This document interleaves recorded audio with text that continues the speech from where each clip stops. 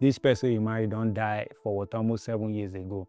The boat when this person enter, only one guy survived for that boat, and that guy there for Europe now. My name is Odama Peter.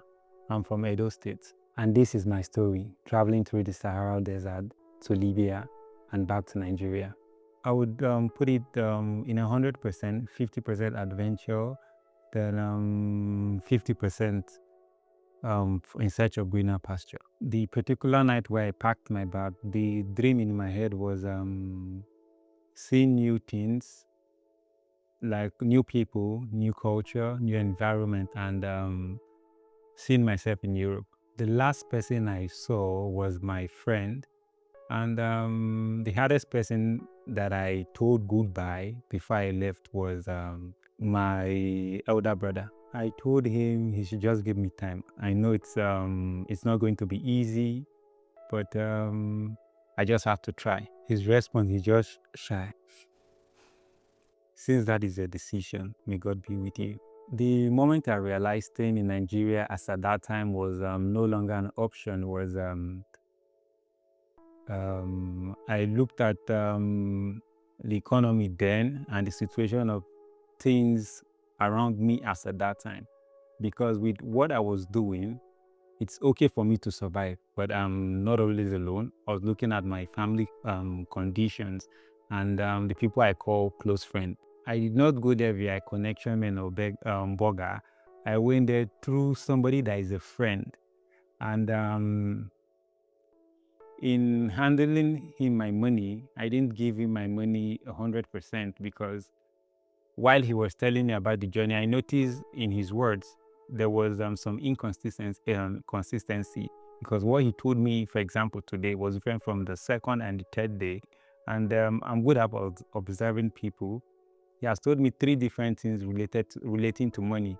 And on the first money I gave him, he felt maybe I was giving him, although I was giving him money via for the journey. When I gave him that money, I was observing him. He told me the money was meant for the journey. But I noticed few hours later after I gave him that money, he started enjoying because I know he was without money. And he wasn't working. How come few hours after I gave him money, your situation changed when it comes to things we call enjoyment, things we could see with our eyes? Few days later, he came again. I gave him some portion of that agreed money. When he came the third time, he was collecting money from me. He felt maybe he has gotten me 100%. But in my mind, there's this particular amount that I said to myself, if I give this person so amount, let me just start the journey. Immediately I'm in that journey, I can do without him. But already in my mind, I know he was telling me lies based on what he told, the 3 inconsistency when it comes to money. I knew he was telling me lies, but I did not want to argue with him before entering the journey, so it will not enable him to set traps for me on the journey. Because at one spot, he asked me the total money I had, and it got me thinking. Immediately asked me that question. As at then, let's say if the journey was supposed to cost 1,000 and I have like 2,000 with me, I told him I had 300 naira. He now said something. He said, in his voice, he said, "Biro, make you no worry. Even if you don't get money at all, I will carry you credits." So in my mind, I said, "Credits?" He now said, "Yes." I said, "If it's credit, how we go take them if we reach there?" He now said, "No worry. If I'm taking you there credit, whatever penny I spend, I'm not looking at making extra money. You just pay me that particular amount based on where he was actually my neighbor. Based on say you be my neighbor, no problem." So when he told me that, it didn't sit well with me because immediately he told me that, remember I told you I'm more of an adventurer. I went online, saw some videos online, saw the bad side of the journey, and I saw, let me say, 10% good side of the journey. And I heard people that said they paid small money in regard of, if I get to where I'm going to, I will balance it. And 99% of the people that said things like that ended up in what they call, in our own Nigerian English, kidnappers then. in Libya's Tam Tranquet. So that was the reason I refused to go with that credit on path, he told me. So after giving him that money, my idea was, let's start the journey. By the time I start, I believe if I start seeing things for myself, I will know what's true, what the truth about the journey and the lie about the journey. The silence in the Sahara sounded more of death, absolutely death than life. Because in the Sahara, the only thing you see in the Sahara is, in my own view of calculation, because I like calculating things and weighing the balance, I would say it was 95% death.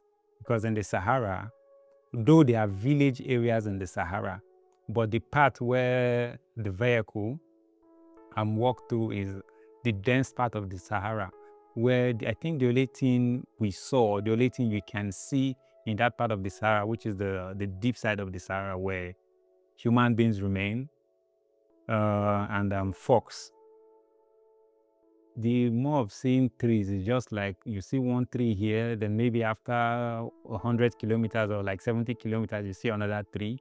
It's just more of that sand tree, not trees, with the remain of humans, bones and the rest, clothes and what they call bidon for keeping or saving water. That's it all. While in the vehicle, everybody's destination is different. Let me say, during my time, it was 2 healers in the desert. In the 2 healers, I think in my own vehicle were like 29 or 31. Then in the other vehicle, there were 33. In let's say 63 persons, it was just me in my own vehicle, then one Beanie guy in his own vehicle. It was just the two of us dreaming of Europe. Most of the people there, some came to work, some left home even without knowing what they wanted to do. Like in my vehicle, what we're talking is when we want to reach this place, when are we getting to? Because I think the first destination was Gatron. When are we getting to Gatron? Because we're all tired, we're all malnourished to the point where the water we're traveling with, which is the bidon I told you about, like I think 5-liter keg of gallon, that is wrapped with what do they call this thing? Onion sack to keep it cold. Our one got exhausted.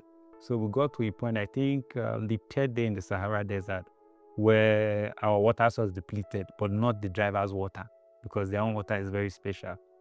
So they kept us as at one point, then they took the 50 liters for fuel. They left us there for like, I think, because we're close to one village site, they left us there for like 1 hour. They brought water. But the water they brought it is not just water. It was water mixed with fuel. Yes.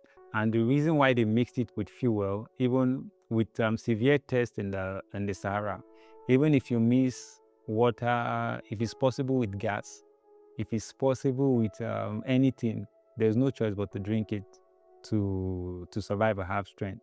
And in time of drinking it, you don't rush it. It is best to take a sip. It's as if not drinking water for 1 week. So if you rush it, you get to hurt your system. And as then in the Sahara Desert, nobody was thinking of food, because as at that time, the food was useless. Even if you have gari goes with water. I think my time I had, because I traveled with Picnic, because I had money with me. I traveled with Picnic, but there's no way I can use my teeth to open Picnic. There's no way my Picnic would serve as water. So I was trading 17 of Picnic for 1 liter of Pepsi, the big one. The guy now said, that same thing will make you want to give me this 7 Picnic. It is say me no get sense. It is say this 17 of Picnic mean anything. I now begged him, no vex. I beg, let me kiss from your Pepsi. That 1 liter of Pepsi, we were about 40 that shared from that Pepsi. Just let it touch your tongue and you swallow, because the driver warned us that in that journey, inside the 63 of us, if I'm correct, it was, I think, like 95% of us were new. so we don't understand Arabic. It was a few persons there that understand Arabic. So the driver would tell us not to rush the water, because if we rush the water, anything that happened to us, he will leave us there. So that warning came. Even most people that drank too much water, like that, the other guy that I told is in the other hill, his name is Dixon. That guy fainted. He fainted more than 6 times. He even had way more money than me because he has like 6 sponsors in Europe. But he kept fainting. When they brought that fuel, that water mixed with fuel, immediately we opened it, we perceived the smell of fuel inside, but there was no choice. If you drink it too much, it will start turning your system. And on that 3rd day, there was no food. So if it's turning your system, if you're going to the toilet, what will come out? Nothing.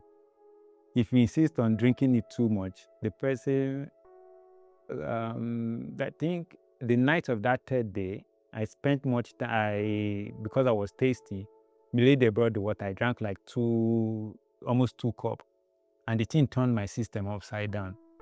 I wanted to go excuse myself. I spent like, there was no time, but I think because I had my phone, but they instructed us, if you have a phone, don't turn it on because of UN soldiers in the desert, because if they catch anybody, people like us, they will just take us maybe back to Niger. If we were still in Niger territory, they will take us to Niger. If we enter Libyan territory, they will take us to Libya, then repatriate us back to our various countries. And if it's the driver, they will either jail the person, or the person will spend way more money coming out from the prison or detention.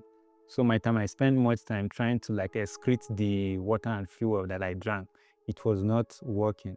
That was when I saw that my guy in the other car, that it was only the 2 of us that had plans to go to Europe, Dixon. He was with one Yoruba girl, Ife. And Ife, according to Ife, she was an original Nigerian soldier stationed at, I think, Kano or Castina, according to her, because they just transferred her from Lagos to northern Nigeria to stop human trafficking.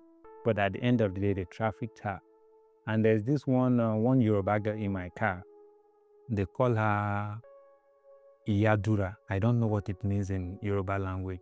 But amongst all of us, everybody she ever told, it was later that we knew she had sight to see things before it happened. Anybody she ever told something during the 3rd day of that journey, before the 6th day, we got to Gatron the 5th day, we got to Sabah that same 5th day. From that 5th day night, 70% of what she told most of us happened in our eyes. There was one, when before entering the Sahara, I forgot, because I was the last person to meet them in Agadez. So when I came, I was still fresh. Back from Abuja, Kano, and the rest. So I met this 62, because I was the person that made them 63. Everybody was condemned. Some had thorns on their feet. Some had tattered clothes with dust all over them. I now asked what is happening. They said for some people, they've stayed there for months, some 2 months, some 3 months, some 1 month. They said UN keep chasing them up and down. So there's this Igbo girl I met. I think her name is Ngozi. Very young girl as at then. I think if she was too old, maybe 22. So according to what they told me, they said she came with her elder brother. And the person that told them about the Libya route told their parent, their father, that he wants to take both children to Dubai. That all Nigerian airports are not working. That it is from Kano to Niger before they will enter plane to Dubai.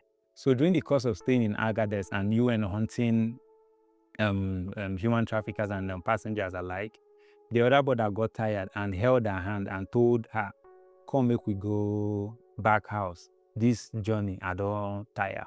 According to what they told me and according to her, she said she refused to go back with her brother. She said, she now asked one question. "Shey this country now, Igbo people there?" They told her yes. She said, as in her own words, as far as now Oyibo there, I won't go there, make I see those Oyibo with my eye. Anything they happen for the way they do, I go do and take. get the money. And that same day I came, I noticed there was a paint rubber, this normal 20-liter paint with different type of charms. That was the first day I saw people using charms. They said whenever they enter the healer's car, it will start but refuse to move. That the driver, being an Arab man, now brought out that bucket, and he got a translator, and he said, if you know you have any charm or fetish something, they kept the bucket in the bathing room. Go there, do like say you want peace, and then you keep her. In my present, because I just came, that was when I saw this finger with 3 ring like wire. The bucket was almost filled. That was when they brought car, and miraculously the car worked, and then we entered. So after the 3rd day in the desert, we started our journey again. We slept the 4th day. So it was on the 5th day, we were close to Gatron. We were in Gatron, sorry. They now kept us in one farm. So that farm they kept us, there was fresh water. They now said, if you have money and you want to buy anything now, there was no way they would allow us to go outside, though there's some Niger guys that is working with those Arab men. They said anything we need, we should send those guys. And me, I was without dinars nor safe. I had dollar with me. I only told one lady that I hold dollar, I beg, anything we want buy, use your own money, because I knew she had dinars. Use your money, buy them for me. If we reach where they okay, if I change money, I will now give it to you. She now said okay, because I had to I even gave her the dollar to hold, because they will search in some situation, they will search us thoroughly. So that was how we drank good water, and we ate we had soft drink, which is Pepsi, that they call mashuruf in Arabic. After that, I'll call it refreshments. After that refreshment, we now entered the car again.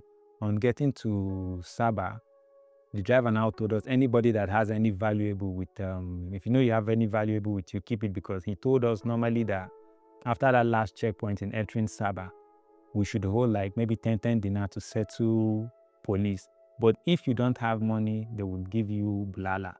We now said, okay. So when we got to that spot, they said if you have money, one side. If you don't have money, one side. Me, I have money. I was waiting for some of the numbers of person that has money to come to one side, so I will follow them. I waited. Nobody came to that money group side. Everybody went to people without money. I now followed them there. The soldier guys now said, if you know, since you guys are without money, we'll arrest you and take you to prison. At least we'll put you in prison. This small money we're asking of you now, it will be double. Because they didn't talk to our drivers. So the driver now went, he left us with those police people, because he has already told us initially. Those police guys now told the driver they should load us inside that vehicle we came into, and they now said, Hiki. They now pointed the prison direction. Miraculously, or let me say as God may have it, we entered the vehicle could not start again. And those police people with us now, their own vehicles are around maybe 15 meters away from where they stopped us, because they kept their car one side and they came to the checkpoint. And the Sahara. And in entering Libya, there's a tiled road from Libya border, and that road extended to some part of Niger. That is, if you're following normal road. We that are not following normal road, that follow through the desert, when we got to that checkpoint, you have to come to the main road, or if you don't want to come to the main road, you have to still travel a day, because you have to go around the checkpoint again. So we all got into the car refused to start. Those police people were now happy. They started taking tea. They told us to push the motor. Anytime the motor starts, they will now join us. So immediately we were trying to push the car. Miraculously, the car started. The driver, when we were pushing the car, the driver now said, if by chance this car started, because he was speaking, the person that was among us that understand Arabic was translating to us. He now said, the driver said, if this motor starts, any place where no job enter, he go leave you for here. So we're pushing it with wisdom. Miraculously, the car started, because one of our healers was bad. The other one was stuck. One was good. The other one was stuck in the sand. So we had to use the one that is not stuck, connected a rope to tie the second one. So we're pushing the second one. So immediately the second one came out of the sand. The driver now hit the third with boom, boom, boom, boom. So all of us jumped into that one. Some of us were jumping into each other's head.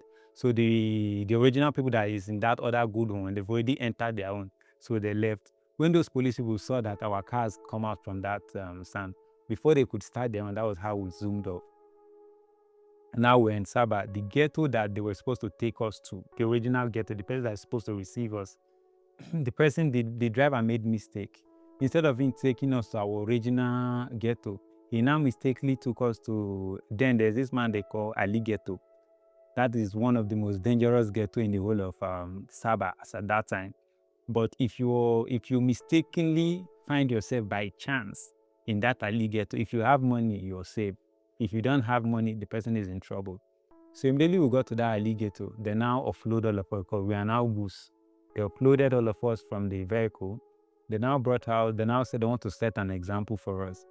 They now brought out 7 persons that we that came out of the desert that we think were malnourished. The 7 people they brought out from their own ghetto, I would say from our own skin tone, we're enjoying. Immediately they brought out those 7 people, they shot them. They now said, because there's always a translator, if you know you don't have money, this same thing that happened to these persons will happen to some of us that don't have money. So the person that is supposed to receive us, the original person that is supposed to receive us in his ghetto, he was looking at it that by this time we're supposed to be here, because when we at Gatron, they called him, so he was expecting us.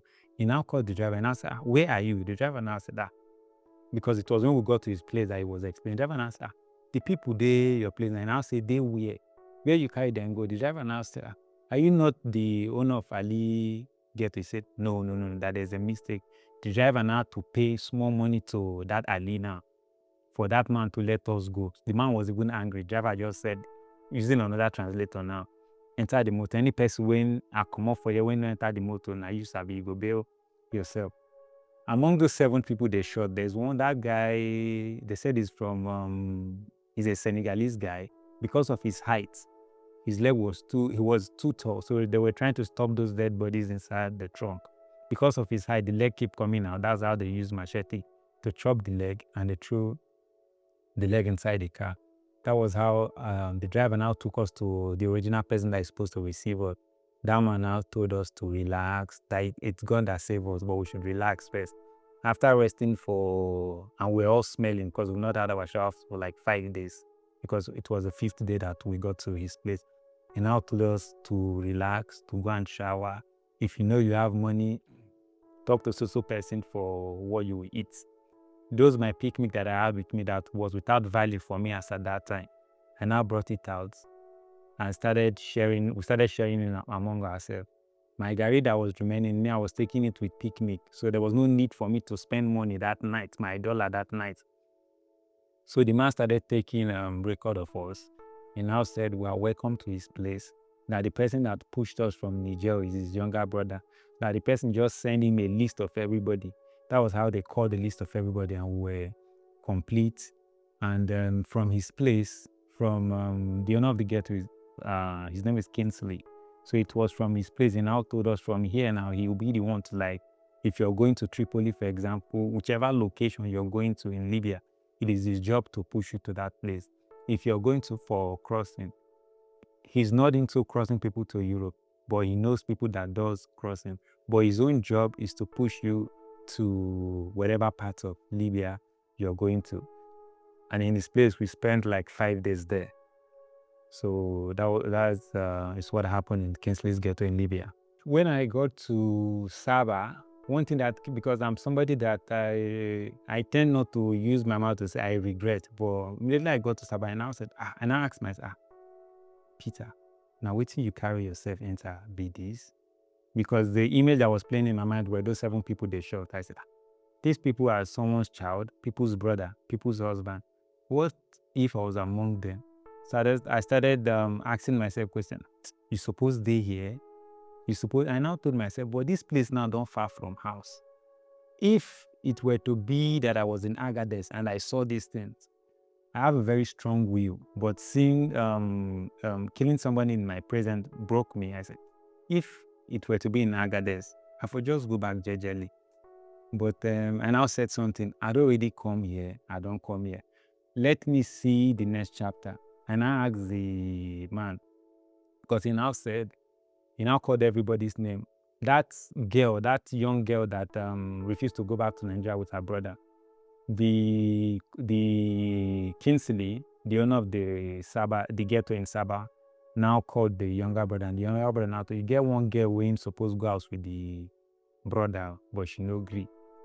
The connection man that collected 7 million naira then from that girl's parent, because according to the information, they said the father of the girl had to sell I think one plot of land to raise that 7 million to give to that connection man we did not know, to take his both children to Dubai. Unknown to anybody, that the man originally he paid the money for both siblings to get to Sabah.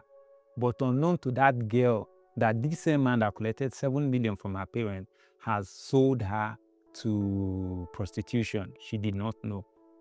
So that night, I think around 11 p.m., the person that bought the girl now came. When the owner of the ghetto heard that the girl had every opportunity to go back to Nigeria, but she refused, the man had no choice, and they've already paid. It is beyond him now. Now told the girl, say that Oyibo when you say you won't come see, follow this person. Nah, person won't pay money for your head. The girl left there. Around 3 a.m., they now called the owner of the place, and they told him the girl no gree work, because they started working her that night. Say the girl no gree work. We started hearing screaming, because the owner of the ghetto was disappointed. Was small girl like you, every opportunity to go back, you no gree go back. The man, he had no choice but to tell those people to take it easy with the girl, to the point where he started bargaining, wanting to pay to refund the money or pay times 2 to the money of the person that bought the girl, but the person refused. The person was saying she has spent money and she has to work. So she was claiming it was the following day that we heard that they inserted cucumber into her private hole to disflower her or to make it wider enough. And among us that traveled, there was one girl from Delta State. She was the only person that knew that me, I'm coming to Libya just for prostitution. She said she knew, and she agreed to it.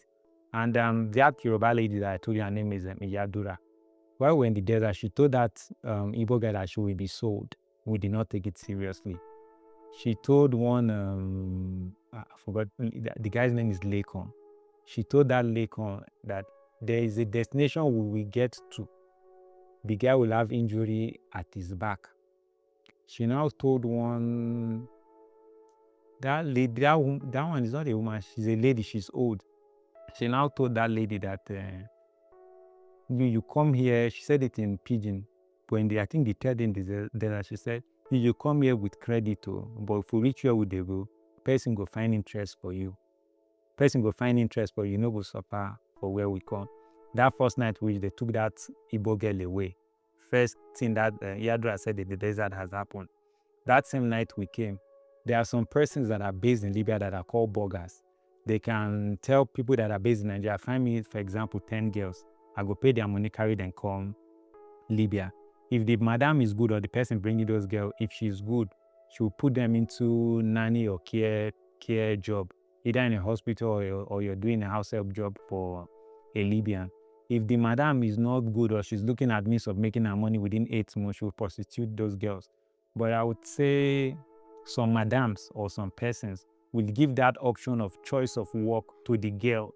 So whichever that individual choose, it will go for you. But some of them would give that decision of choice. So there was one lady, I've forgotten her name, she paid for 8 people. She sponsored 8 people to come for that journey. She believed it was all women, not knowing it was, I think, whether 5 boys, 2 girls, then 1 old woman. So she now made video call with them and saw that she saw 5 boys, 2 normal girls, then 1 old woman. Then she was now angry. And she now said, this because it's difficult to control guys. She now said, who will pay for those boys? I don't waste money. The owner of the ghetto now said, you know, concern me, send money, make her carry these people come off here. So when she now saw that old woman, she was very furious, she was angry. She now said, this one, remove her for you, no need her. And she angrily ended the call. One man came there to collect his younger brother. He now saw that old woman, because her face become how scarred. And if I should guess her age as at then, she should be in her late 40s. Let me just give her she's above 45. Let me give her 47, 48. The man now saw her and he looked at her the first time. He now removed his face. He looked at her the second time. He now speak Yoruba language with the lady. She now explained herself. He now said, I think the Yadra that translated it said, that woman looks like his grandmom that has died in Nigeria a long time ago. And I said, who brought you? You will not be get to now told the man that person when bring this one come, they won't give up. The person the verse why they will carry old woman call. The man now said, I like this person. I don't know what he's telling him in my spirit, but I just feel connected to this person. For that reason, make her pay her ghetto fee. That was how that man carried that old woman adult away. Now, the second thing he had that said in the desert has happened. Remember that now we started thinking now. Remember that third guy that she told in times to come in the journey will have injury behind his back. But Iyadura has this vision of this gift of sight, but she failed to see her own future. It was unknown to her that the person that put her into that journey was her husband, more like a pastor or prophet or wali, Yoruba version. He put her in that journey, unknown to her that he has already sold her. And the money he made from selling her, instantly he used that money to get another wife back in their destination, their base. So when the person that bought her now came and he explained to her that I don't buy you, she will sell you for me, she just shy. One tear just fell out of her eyes. She now said, no problem, I go follow you go, but how many months you say it will take me to pay you the money? I think the lady now told her that if it's true prostitution, she would work for 8 months, I'll be 6 months. But if it's normal house help job, that it has to be for 1 year and a half. She now choose the job of the house help. So she left us that night. From the 33 of us, if you are person in Saba, because some persons are based in Saba, so our number reduced drastically to, I think, without 15. And then the next day, those of us that are proceeding, heading to uptown, that is Tripoli and beyond, the man started taking record of us. If you need to pay money, that was when he now called me. He called that Mr. Fenta, that Bini guy that was with that Yoruba girl. And I said, now 12 now they go Tripoli, but I will now say this. Now told us a particular amount to pay.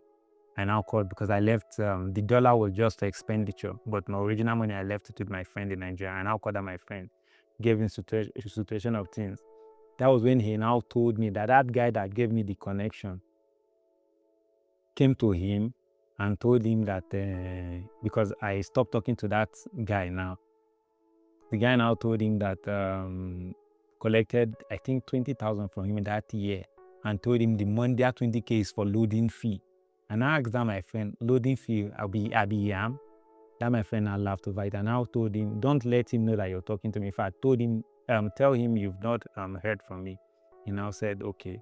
So after we paid that money, that lady that was that bought something for me at Gatron, and I removed $100 it changed. So it was from the $100 we were using to feed. And staying in the ghetto, we were shared into two groups.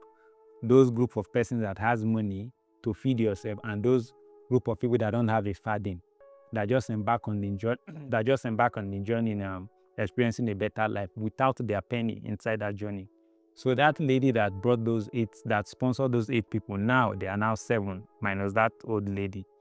She refused to send their feeding money. So if we that have money cook, because it was more of the only food was banku with tin tomato, granite oil with onion. That was what we were eating. So after preparing the food, if we remove our own, we that contributed, we will now give some to those guys that did not contributed. But it was more of the population of men were more. Started looking at it. All of us be gay men. Nobody pray today for this situation. I said, don't be like that. We're not going to share the food truck again. But you will not bring money. Now you go, some go sweep, some go wash plate. They agreed. And the ghetto presido said, according to him, that he owned a downfall bus back then in Lagos. He was enjoying his life jejely with his newborn baby and his wife. somebody now told him that they want to take him to Dubai to play ball. And I asked him, Dubai to play ball, how did you get here? He said, before he knew he has entered the long thing was when he got to Agadez. No means to turn back. That my friend, the Bini guy that was with that Yoruba girl named Ife, he had so much money that him leaving Nigeria as at then left with physical cash of I think 3 million back then in 2019. And now that money, when he met that Yoruba girl, the Yoruba girl was with the company of extra 6 persons with herself, another group of 7 persons. So this my Ghana was the one feeding himself, his road girlfriend with the remaining 6 persons, including that girl that is 7, with himself 8. They were eating chicken, enjoying that. The 3.5 million only lasted for both his stay in Nigeria that time. I think whether 1 month or close to 1 month, 3.5 get exhausted. But the good part of his own was he had support. The person that bought that Yoruba girl now told the girl he wants to prostitute the girl. In my present, I now noticed that the Bini guy that is supposed to be my main guy, because our journey is aligned, we're going to the same place. If I'm telling him what's the next chapter, if we come off here, I want to plan this connection work. I want to see better connection to take cross. His whole attention is with that Yoruba girl. It got to a point where he now called the person that bought the Yoruba girl and he told the madam that whatever that it will cost him, the madam should not prostitute that girl, that he will pay whatever money the madam is supposed to make from the girl, or the girl is supposed to pay the madam. In my present, he now called one of his elder siblings in Europe, gave them, he now told them lie that they've truncate him. That one now send money. So the money now is meant for his own enjoyment, his own feeding, and the remaining 6 persons that they started seeing that my guy now as their own, let me say, more like an helper to them. So immediately, because we were going to Tripoli, those people were going to Z10. So as at one point now, we will get separated. So after everybody paid their money, it was now time to leave Sabah to the next phase of heading to Tripoli. Okay. Immediately, we stayed in Sabah for, I think, 6 days. It was the 7th day in the night that the Konejman is a very wonderful person, very straightforward person. And he had no business in selling anybody whatsoever. He's somebody that if whatever he's doing for you is always straight, I'll carry you go to place. My money costs, but you go reach where you go. Because then he collected over 100K from us that time to go to Tripoli. While some connections were collecting 30K. I think the highest then was 50K, but his own was I think 100. Immediately we left his place because I've changed my remaining dollar with me. I've changed it. I think my last dollar was $100. And then he gave me on a very good rate. He gave me 400 dinars. I'll be 380 dinars. He gave me that money. Immediately we left his place. They took us to Shwerop that night. So from the Shwerop now in my group, it's more of the money people. It was me, one Igbo guy, then that Bini guy. Then immediately we left there that night. The other group of 5 boys with remaining 2 girls. Don't forget that the 7th lady, somebody came to pay off our debt. So we now met them again in Shwerop. Now, what that Yoruba girl said now about that remaining person to make what the prophecy she made, the 3rd person. Then we got to Shwerop at night. So it was more of the amount of persons that we left Sabah together, we became more like family because it's like we now we know ourselves. Those other group came to Shwerop the following day, but we did not know because the place is a massive with population of more than 1,000 persons. Nigeria, more than 5,000. Nigeria, Ghana, Sierra Leone, Egyptians, Algerians, everybody just your day. So I think the second day in Shwerop, because the Shwerop is a very sunny place with these olive trees just as a shade. So, and in my group now, there was nobody that understand Arabic because all of us were new person, JJC.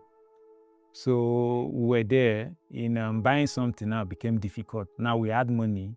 Because the camp they kept us, you don't have any right to live there and go outside. If you go outside, whatever comes to that person, the person will take. So now we have money, but we don't know the names of what we want to buy. And in that spot, the only thing we can get now is macaroni, sardine, oil, tomato, bread, and soft drink. And whatever money we're spending there, if outside the camp, if normally they sell that thing for $1, in that camp or in any camp, that thing they sell for $1 will cost like $4. Because the people that are running that shop there, they will have to leave that place and trek a reasonable distance to buy that thing. So they are putting their transport and stress and in everything. So in that place, even if you have 1 million naira, if you're not careful, it will finish in 1 week or 2 weeks. So we now met another Igbo guy again that did not travel with us. That one, he has been in the countryside for years, so he understands Arabic very well. And unknown to us that guy has spent, I think, 3 weeks in Shwerof without money. So immediately he encountered us. We started doing normal Nigerian vibe now. So he left his own tent. He started staying with us. He now said anything we want to buy, that we are brothers, we should tell him. Unknown to us that we now started, in the morning we'll contribute maybe five dinar. Me, there's this guy Chidubem, but he's late now. His name is Wisdom. Me, Wisdom, Dixon. It was only the three of us that is with money inside a group of, I think my group was 5. So if we contribute that money, five dinar, that is 15 dinar. That new guy we met now will tell us he will add his own 5 dinar, making 20 dinar. If we give him 15 dinar, he will use, because he knows his way around, he will follow back and use 5 dinar to buy whatever he wants to buy. A day, he was making like 30 dinars from us. And we've stayed there for like 5 days. So one of the person guiding the ghetto was a Niger guy, because one girl was with us. So I overheard him speaking Hausa, I think the 3rd day. But those, the second group of persons that we stayed in Sabah together came in that second day, but we did not know. So the 3rd day we saw each other. So that particular guy, that Yoruba girl told that you go wound for front. He was sitting down on one tire, unknown to him that he was not supposed to sit there. And the people guiding the place don't tolerate nonsense. They don't understand English, we don't understand Arabic. The one that speaks French, we don't understand each other. So that guy just held, I think that in his chain, and hit that guy at his back. The guy started bleeding. We now remember that thing when that Yoruba get, this thing, Dime said the 3 things when this get talk don't happen. We now took the guy to our place. Now I think we're like almost 11 now. The $300, the 350 dinars I left, the last dollar exchange that I left Sabah with was now remaining, because a day now, we are now spending close to 15 dinars each. Because we eat in the morning, we eat in the afternoon, we eat at night. And that Shwerof is even more rugged than the ghetto we left. Because that Shwerof, there are persons that are traveling that are without a dime. So immediately, you that have money, you finish cooking, that's where you see somebody use his hand as that thing they used to cut ebo amala. Immediately you finish with the pot, more than 20 people will rush the pot. They will scratch the bottom part of the pot. So one of the person guiding that that particular share was a Niger guy. So he started talking to somebody on phone, and he was speaking Hausa. I now greeted him. He now said, "Can I hear Hausa?" I said, "Kadan kadan." That was how we greeted. I now told him that all the money I brought here is almost exhausted. Now I said, I now pointed that guy. So I was speaking the Hausa Kotanjo, and I said, we're giving that guy in the morning 15 dinar, afternoon 15 dinar, night 15 dinar. He now said, what are we buying for that amount? What are we buying for that 15? I now went to the dustbin and I picked out all those things. He now laughed. He now said, no problem. That from today, anything I want to buy. He now showed me one spot. I should keep the money there and tap his shoulder. Those leathers I picked, I should wrap it with the money and tie it with leather and keep it there. So that was how, from the 4th day, we stopped giving that new Igbo guy money. The 5th day, we stopped giving him money. Now we're now cooking separately. Because he cannot ask us. If he answers, what we go chop, I'll tell him to wait. The wait now, he will see that we've already bought those things. So he knew that his office is busted. So we stayed there for 6 days. The second group of persons that we stayed in Sabah, they were going to Z10. We were going to Tripoli. So they now called our names. They brought that morning. It was, I think, 3 healers I was leaving Shwerov to the last point was Gerian, but we did not know. We thought that the car would take us to Tripoli. So that morning it was 3 healers that left Shwerov to Gerian. Our healers was good, extremely in perfect condition. But immediately we drove because now I can now on my Balasa small phone I took, because my original phone I left it in Nigeria. So I was checking time. Immediately we rode for close to an hour because it was more of a car race. We go first reach as we take fire the motor, and this is a desert region, but different from the desert, the normal Sahara. Because on this part you get to see the numbers of trees we're seeing is different from that of the inside desert while coming to Sabah. So we noticed that the 2 in-laws that left before us, we were seeing them because they gave us a good distance. We're now seeing them very, very tiny, like ants. For no just reason, we noticed our tire was was without air. I think I was the first person that noticed it. I now tapped that Igbo guy, Wisdom, and I said, see our tire, the thing, no. And I said, and the place we were at that time, there was nobody there, no life. But some people had farms there, and the farm were like, I think, 50 kilometers away from where the route we were applying us at that time. So the driver now noticed it. So we that are behind the car, and I said, we didn't make this tire less, because it was perfectly okay when we left Shwerov. Our driver he did not even pay attention when we were managing it. We now rode for extra 20 minutes. We were expecting to see those 2 healers that were ahead of us. We didn't see them. There was no dust from our far, nothing. We now looked by our left-hand side where there were a lot of olive trees that is more like a street light because it's very straight. We now saw some armed men that covered their face. We now saw those 2 healers that left before us without passenger. That was when those armed men now saw us. They started shooting and they started chasing us. They were running with full speed. Our driver just kept calm. Our tire was still bad. Our driver was just navigating himself through that rocky terrain, because we left that plenty sand terrain and more rocky terrain now. Driver was just navigating himself slowly. Those guys, they were chasing at us and they were shooting directly at us. They were shooting at us maybe to scare the driver or so. But our driver just kept managing the car. Then suddenly my mind now left that bad tire, and I was now looking at, if I reach Tripoli, what I want to do. And Tripoli now, I don't know anybody for Tripoli. Those guys, they were still chasing us. Then after some time, we stopped seeing them, and we noticed our car has gained speed. We now looked back. That tire that was bad became normal. Again, that was where we drove to Misda. No, that point where we saw those kidnappers was Ben Walid. That whole area is area for kidnappers, but there are still normal people in that neighborhood.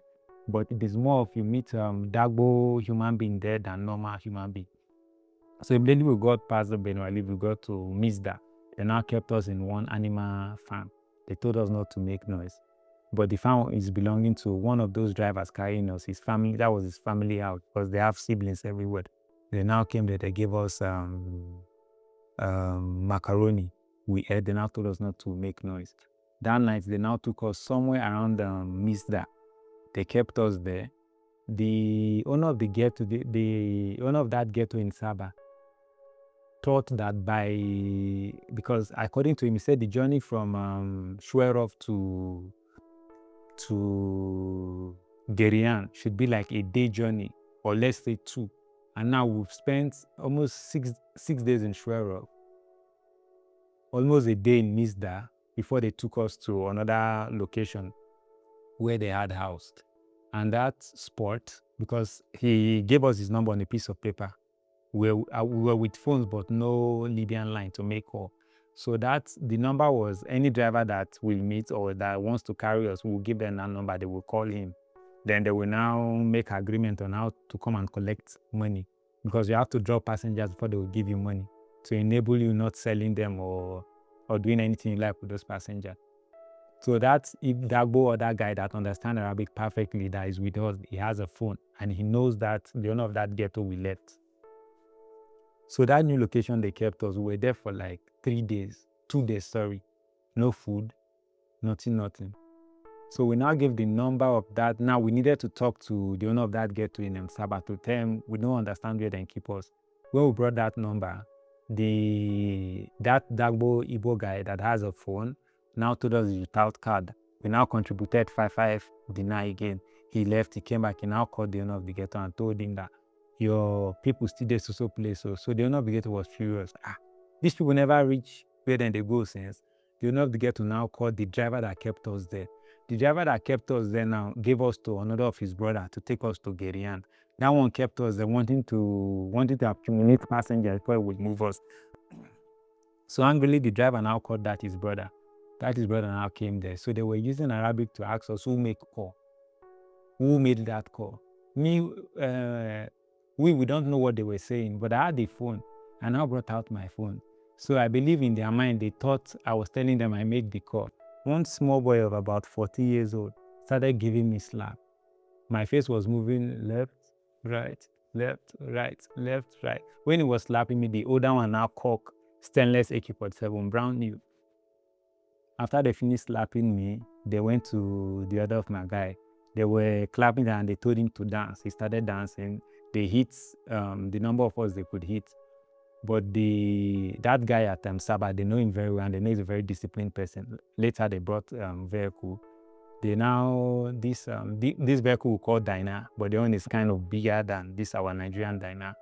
They now arrange us there, like they arrange us, we sat down.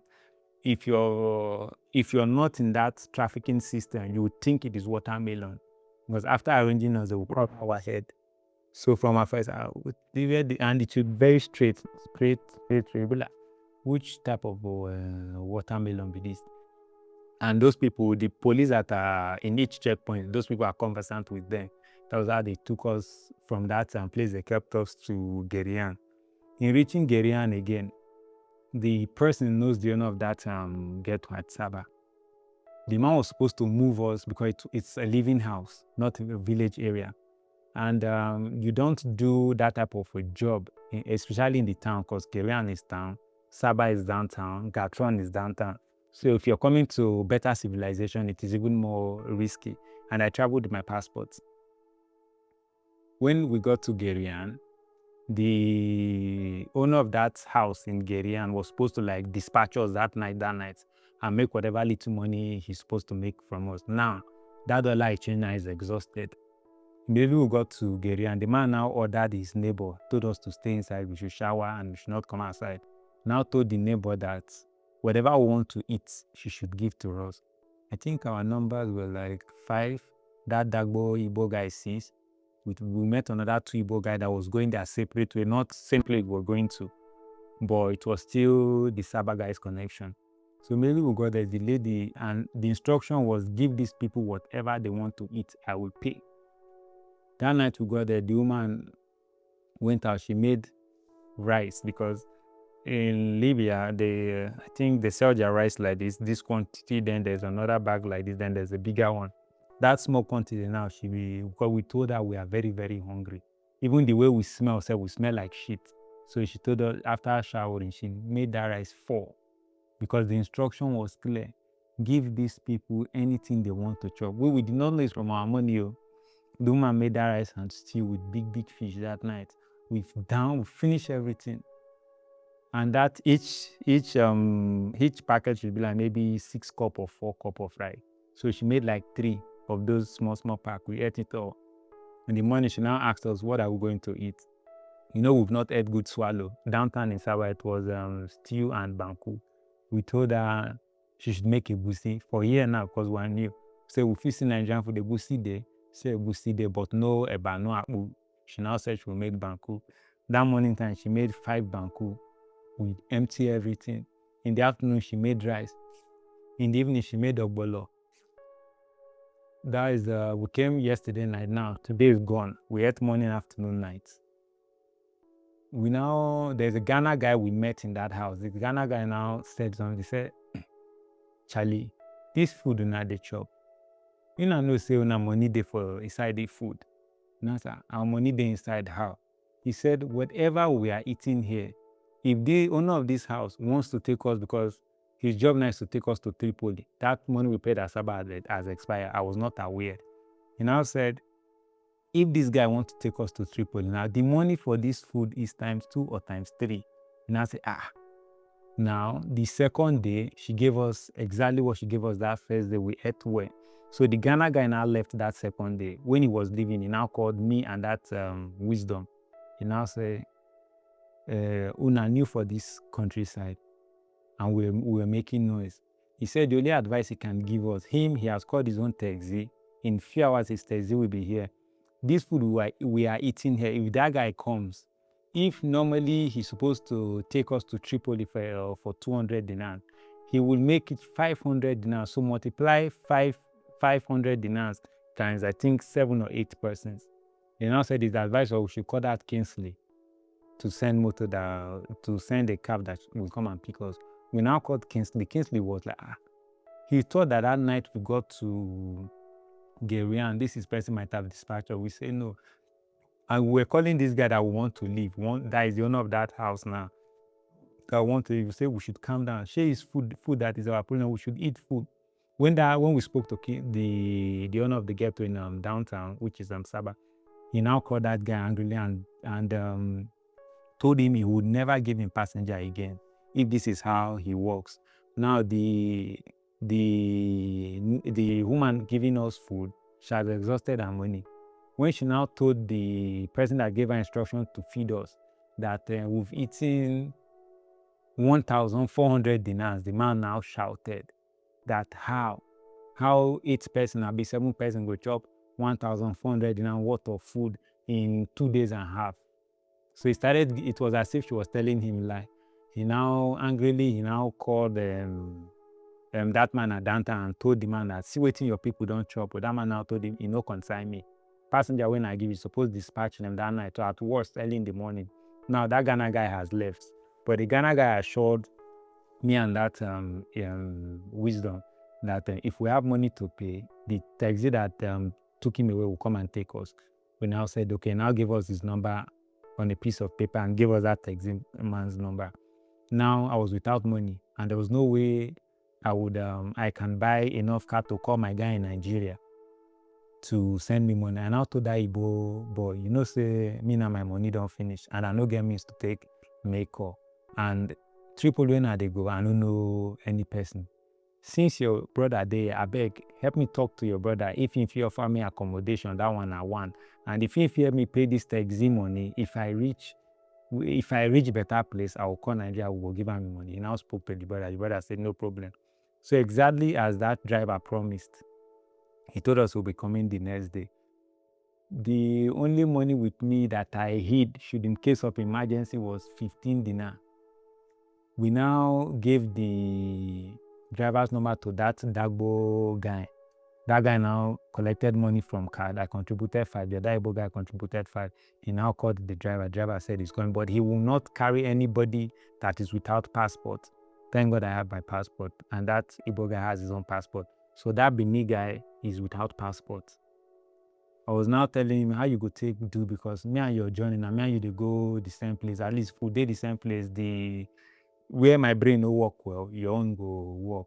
I noticed he started telling me, no need to go Tripoli, make we stay Gerian. And I was told, stay this place when we say, person when get house, we don't chop one something. And the 1,400 no day for money when the guy will come call his own normal taxi, because everybody has their own taxi. You know, for the money when the guy will come call his own normal taxi, tell us and then we will pay. So Dixon said, make a no go. So I noticed everything that he has been doing in the Sahara, Saba, Shwerov, Mizda, he's this type of person, nonchalant. If that situation is not that bad, even If it's that bad, he does. The only thing that interests him is women. The only thing that interests him is women.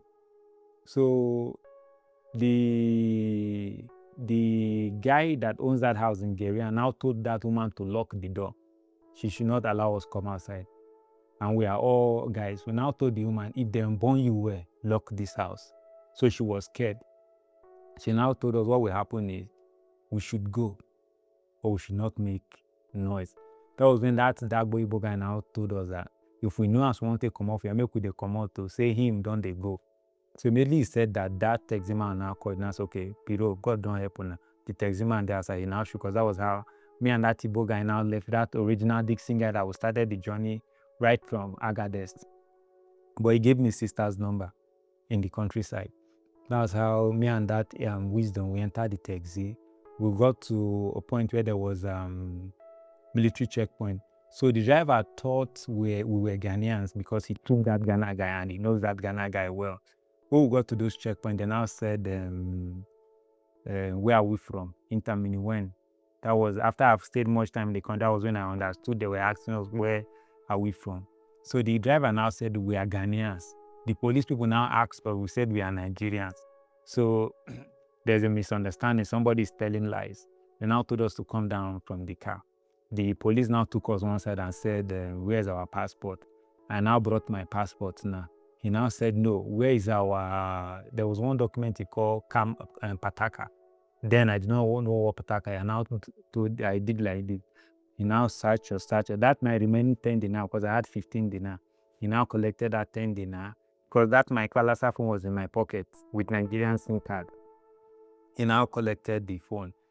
That Igbo guy kept his own phone inside the vehicle. So he now searched that Igbo guy, saw 5 dinar, collected money, now told us to go. When we got into the car, the driver now, because he speaks small English, he now said, hope they did not collect anything from us. In his own way that he understands it, we told him my phone and money. So he wanted to go and meet the policeman to collect those things back, because we are scared. We now told him, no, we should just leave it. If we get to where we're going to, our brother will buy another one for us. That was how we left that point, and finally we got to Tripoli, and we met my friend's elder brother at, they call the place generally Shoko Grand. So that was the first time I touched down Tripoli. The first time I ever felt invisible was my experience at least Ghetto, where they shot those 7 guys. The second time was where that small boy gave me a slap of my life. The third time was immediately we touched down Tripoli. Now we are without good clothes, because particularly this trouser I'm putting, then I think I traveled with 3 trousers. I wore all of them on my body. So I was looking like more of a refugee. Immediately we touched down, if you see us, you will know that these people will just come. That Kubri Shoko Grand, which they call Kubri Hamam, that's very close to Grigari. Immediately we touched down, it was in the evening. We're looking at everywhere. We saw so many black persons that evening time. My friend's elder brother now told us to walk like men. We should not walk like someone that is scared. But we just came. We're still scared. We're walking where they were shooting gun up and down. Because as at that time I was there, that was when the Tripoli sector was fighting the Benghazi sector over governance. Because the Tripoli sector is backed by European Union. The Benghazi sector, I think it's backed only by Russia. So because they had 2 central banks, Tripoli Central Bank and that of Benghazi.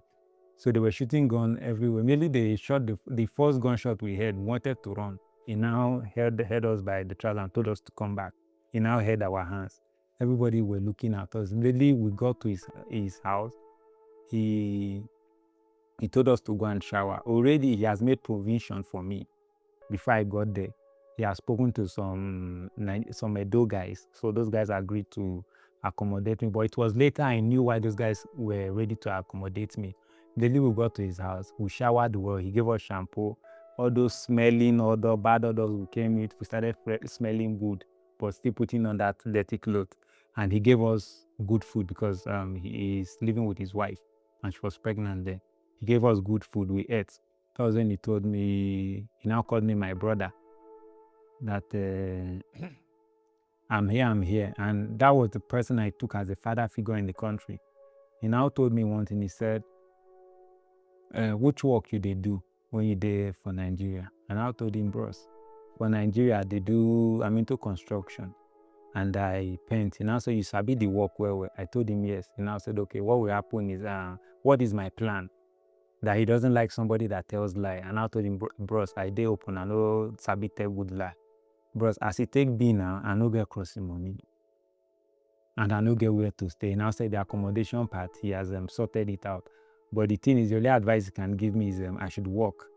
That what is important is I'm a man. He will not tell me not to pursue my dream in crossing, or tell me to stay in the countryside, or tell me to go back to Nigeria. Whatever decision I make, that is my decision. But one thing he will tell me is I should strive for more.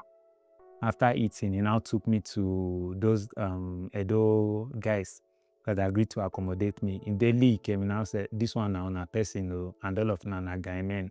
In Delhi, I entered the person that agreed to accommodate me. His name is Towila, because he's tall. So they call him Towila or Towili in Arabic, something that is tall, long. And now that now welcome me again, and I had to rebath another second bath now to remove those dirty clothes I was with. He now gave me jalabi and short nika. He now told me welcome. And now I greeted him and I thanked him. I now told him that night that, bros, me I be pental and I don't follow the other bros talk. I beg, if you dey go work, I beg, I want to follow you. Place me for where I would see my own small thing, make I not be burden to you. I never knew I've signed one death certificate. He now told me, no problem, no problem. In the morning, he was going out. He now woke me up. He gave me, he told me to wash those clothes I came to his house with. He didn't even give me working clothes. We now went to one site, because in that his house, him with two other guys were working together. They do this plastering job. In Arabic, they call it, or in Libya, they call it Malaga. So when we got there, I've never done work in general in my whole life. So immediately we got to the site. I saw cement, I saw sand, I saw water. I was expecting him to say, okay, make I rest, or he won't carry me go where I will go and do my painting job. He now said, sweet, what they do for the countryside though. And I said, no problem. So because I've not done it before, I started putting in my best to mix it. It took me time. I didn't do it well, but that first day they were nice. The second day they were nice. The third day we were working, and in the you get to Libya, the first thing that will install in you is fear. Any Arab when you see, run, or police go catch you. If you don't get passport, run. So the third day we were walking, and they were on top of scaffold in Libya. They call it Zigala. I noticed they were walking there. Now there was one police healers that was living in that compound they were walking. So immediately that healers drove to his own flat. He drove roughly, so the tire of the vehicle now screeched. So I noticed, I thought I was talking to them. Make I put water for the cement. I noticed nobody was answering me. Make I put water for this. Immediately I looked up, there was nobody. I looked down, they were all on the ground, they were running. I said, me, I'm new, where do I run to? I now hid in one of the toilets in the house. I stayed there. After some time, I started hearing voice. I now recognized his voice. I said, wetin happen? He now said, shey we tell you, say anytime it be 6 o'clock for here. Wetin happened there? He now told me that police vehicle that came, he thought they wanted to arrest them. He thought they were bad guys. And I told them, those other two guys now can ask, but all of us, the state, we at least now for 10. They now said they know they tell person for here to run. First bad lessons. That whenever they send me to go buy bread I will eat, if I leave that flat we're working, I will go and hide in one of the toilets, spend some time there, then I will come back and tell them the people no open. I did that because it was the third day that police incident happened. I did it the fourth day, I did it the fifth day, because Friday there's it's our Saturday is here and Sunday here is their own Friday there. So on Friday we did not work. So on the 7th day when I was working with them, inside the 3 of them, one is a bit smart, the fair guy inside. He now said, why be say, since we they send Piro, they ever go the message well. So they now sent me again that I think whether the 7th day or the 8th day. As I was going, I now hid inside one of those toilets. I never knew that yellow one, like the beat smart, was following me. He now heard me by his come. Wetin happen? I now told them, shey now una talk say anytime fit be 6 o'clock and make I no dey go outside. He now laughed. He now said no be so. He now followed me to where I went to the shop. I went to get the shop. I went to get the bread and the soft drink. I worked with them for I think 3 weeks. Every day, only we don't work on Friday for 3 weeks. We did that job for a week plus. They gave me little money. So I was still hoping, I was still patient because I've already told him this is not my field. And on that first night, he told me there's somebody that is staying in that house we were all staying in that is into pens. The conversation was he will introduce me to that person, not me doing his kind of job with him. After we finished that job the following week, they gave me the little they could give me. It was from that little they could give me that because I've not told any of my siblings outside my brother where I was, and we've not spoken for almost 2 weeks. That was when he gave me that money, and I had to like buy card, and I bought, it was in I think Amadar, and I bought Amadar 10 dinar, and I use WhatsApp to talk to my family here in Nigeria. See where I dey, make una no worry, I dey okay. So I worked with that with this group of persons for almost 3 months. Every penny they've given me so far was I think around 350 dinars. And whenever I put data to his phone, once I just tell my people in Nigeria, hello, how are you guys doing? Even if my people send me a message because I was using his phone, he will not tell me. The only moment I know that this phone is out of data is he will just keep it. He can keep the phone for 3 hours. That is how I know the phone is without data. And for that 3 months time, I've not seen this other guy, Wisdom, that we came into Tripoli and the countryside together. So on one occasion, they did one birthday, I did not go because there was no clothes to wear, number one, and I did not come to the countryside to attend birthday. So I think after 3 months, I think 2 weeks after, a week after, we're going to that Shokoga, and I now met that my friend. We're talking, I noticed he now has a phone and he's looking good and better than me. And I said, Peter, you never cross, you never go Europe. And I said, go how? And then I think, crossing money was 8,500, but with 2,500 dinars, that is a very good connection. Now, and I said, go how? 3 months plus. Now say for the 3 months plus money I don't make for here no past 350 dinars. And that 350 dinars are there. Are they cooking indomie? Me and person guys go still follow me chop. Now there the buy card. And the guy he smokes. Me, I don't smoke. He can he can accumulate cigarettes in the system. He will not talk about food till in the evening. Me that I don't smoke. Will I stay from morning till night before I eat?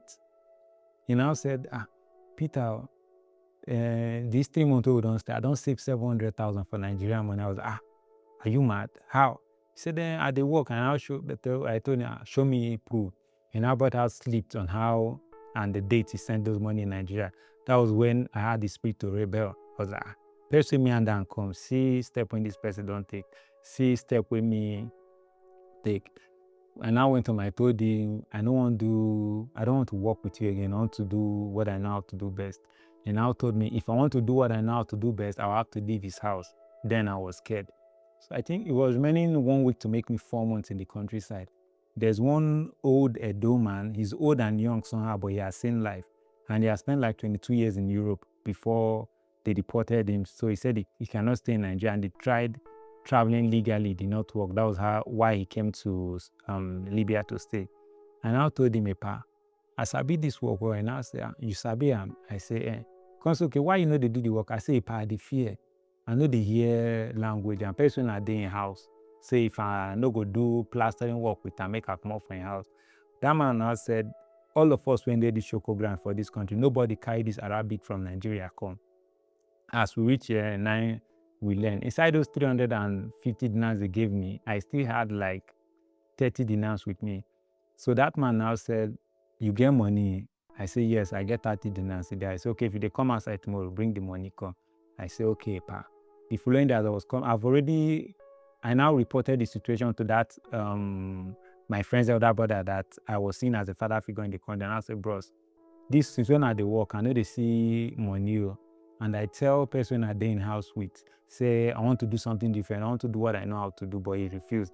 He now said I will leave his house. So that bros now say, no, Sahara, start that your painting work. Then if you want pursue you, make you call me. And I said, okay. The second day I brought that 30 dinars I had with my woman I brought to Shoko Ground. And I met that Epa. I now told him, Epa, see the money. And I said, no, well, he took me to where they were selling my working utensils. I bought everything. And I said, oh, yeah, stand for here. Now here all of us, they stand. If work come, then they call painting for Arabic Zuwag. If they say, Ustaz Zuwag, run enter the motor. And I said, okay, that first day, nothing happened. I went back home. That guy gave me enough problem. I just kept quiet. The second day when I came out, because I do leave the house early, when I came out, they said, Ustaz Zuwag. I jumped into the car. Everything the man was telling me, whether if he was insulting me, I would say, yes, bye. I already know how to do it in Nigeria. So immediately took me to his house. He now said, I know Gidash because I've been working with those my guys, like, which is how much. He now asked me how much. The room was small and it is something I can do.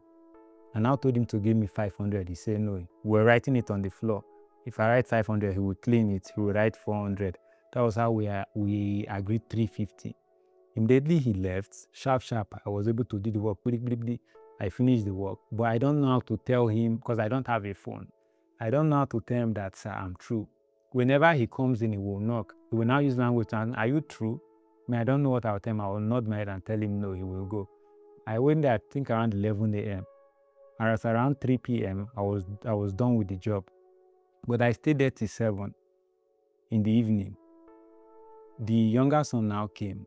He was speaking plenty Arabic. I was nodding my head. I couldn't answer. That was when they realized that this person does not understand us at all. They now brought one of their sisters that understand English. She was working in town. They had to call her back home. She now greeted me and said, what is the problem? And I told her, I finished working since 3 o'clock. But I don't understand what your dad and your siblings are saying. She now shouted, since 3? I said, yes. She now explained to the father. The father was, they started laughing. They now told me not to be angry. Although they gave me food, I ate. She now said, do I know where I stay? I know that I stay in Sharakulewat. Where in Sharakulewat, I don't know. But I know my environment. Immediately I told them Sharakulewat. I never knew they stay in Sharakulewat too, but in a different environment. The guy started, now the man now told the son to drop me. So we're going, if we asked me, he keeps saying maybe which way, I'll just then go straight. We rode for close to 15 minutes. I was now praying in my mind, God, make I no lost like this, so make I no lost, because to some point the guy is almost frustrated. Immediately I started talking in my mind, God, make I no lost. I now saw one Nigerian guy who I know that has a barbing salon. The guy is late now. God bless his soul, miracle. I now saw him. So I did not know how to tell that man's son driving me now, wait, I know this person. I was hitting this guy, God. He now said, Shin. I started pointing that guy. So he now said it in their own language, say, Ada Sediq Vita Inter, yeah, he's not dead. So I started calling that guy's name, Miracle. He now saw me, he now came. Because he understands language perfectly. The guy now asked, this one are your brother? I say, yes. Immediately I came down, they've given me my money already, and I told that, I beg. I no house. And I said, you don't reach house now. And I said, I beg, carry me Igbo house. Immediately I got home, that guy I was staying with. Now, the 350 I made in few hours, it is what I spent almost 3 months plus working with those people in my house. Immediately I got home, that guy started raining and brainstorm on me. I will leave his house, this, that. Now, note, I don't have a phone. Immediately started saying that he now told me to leave his house that night. And I said, where I won't go. I now traced that the brother's house. I go to his gate, and it is not a place where you go and knock. Because even Libya, we are siblings, same parent. If I'm coming to your house, I have to call you on phone, and I don't have any right to enter your house until maybe there's burial or wedding. Even wedding, sometimes you still can't enter.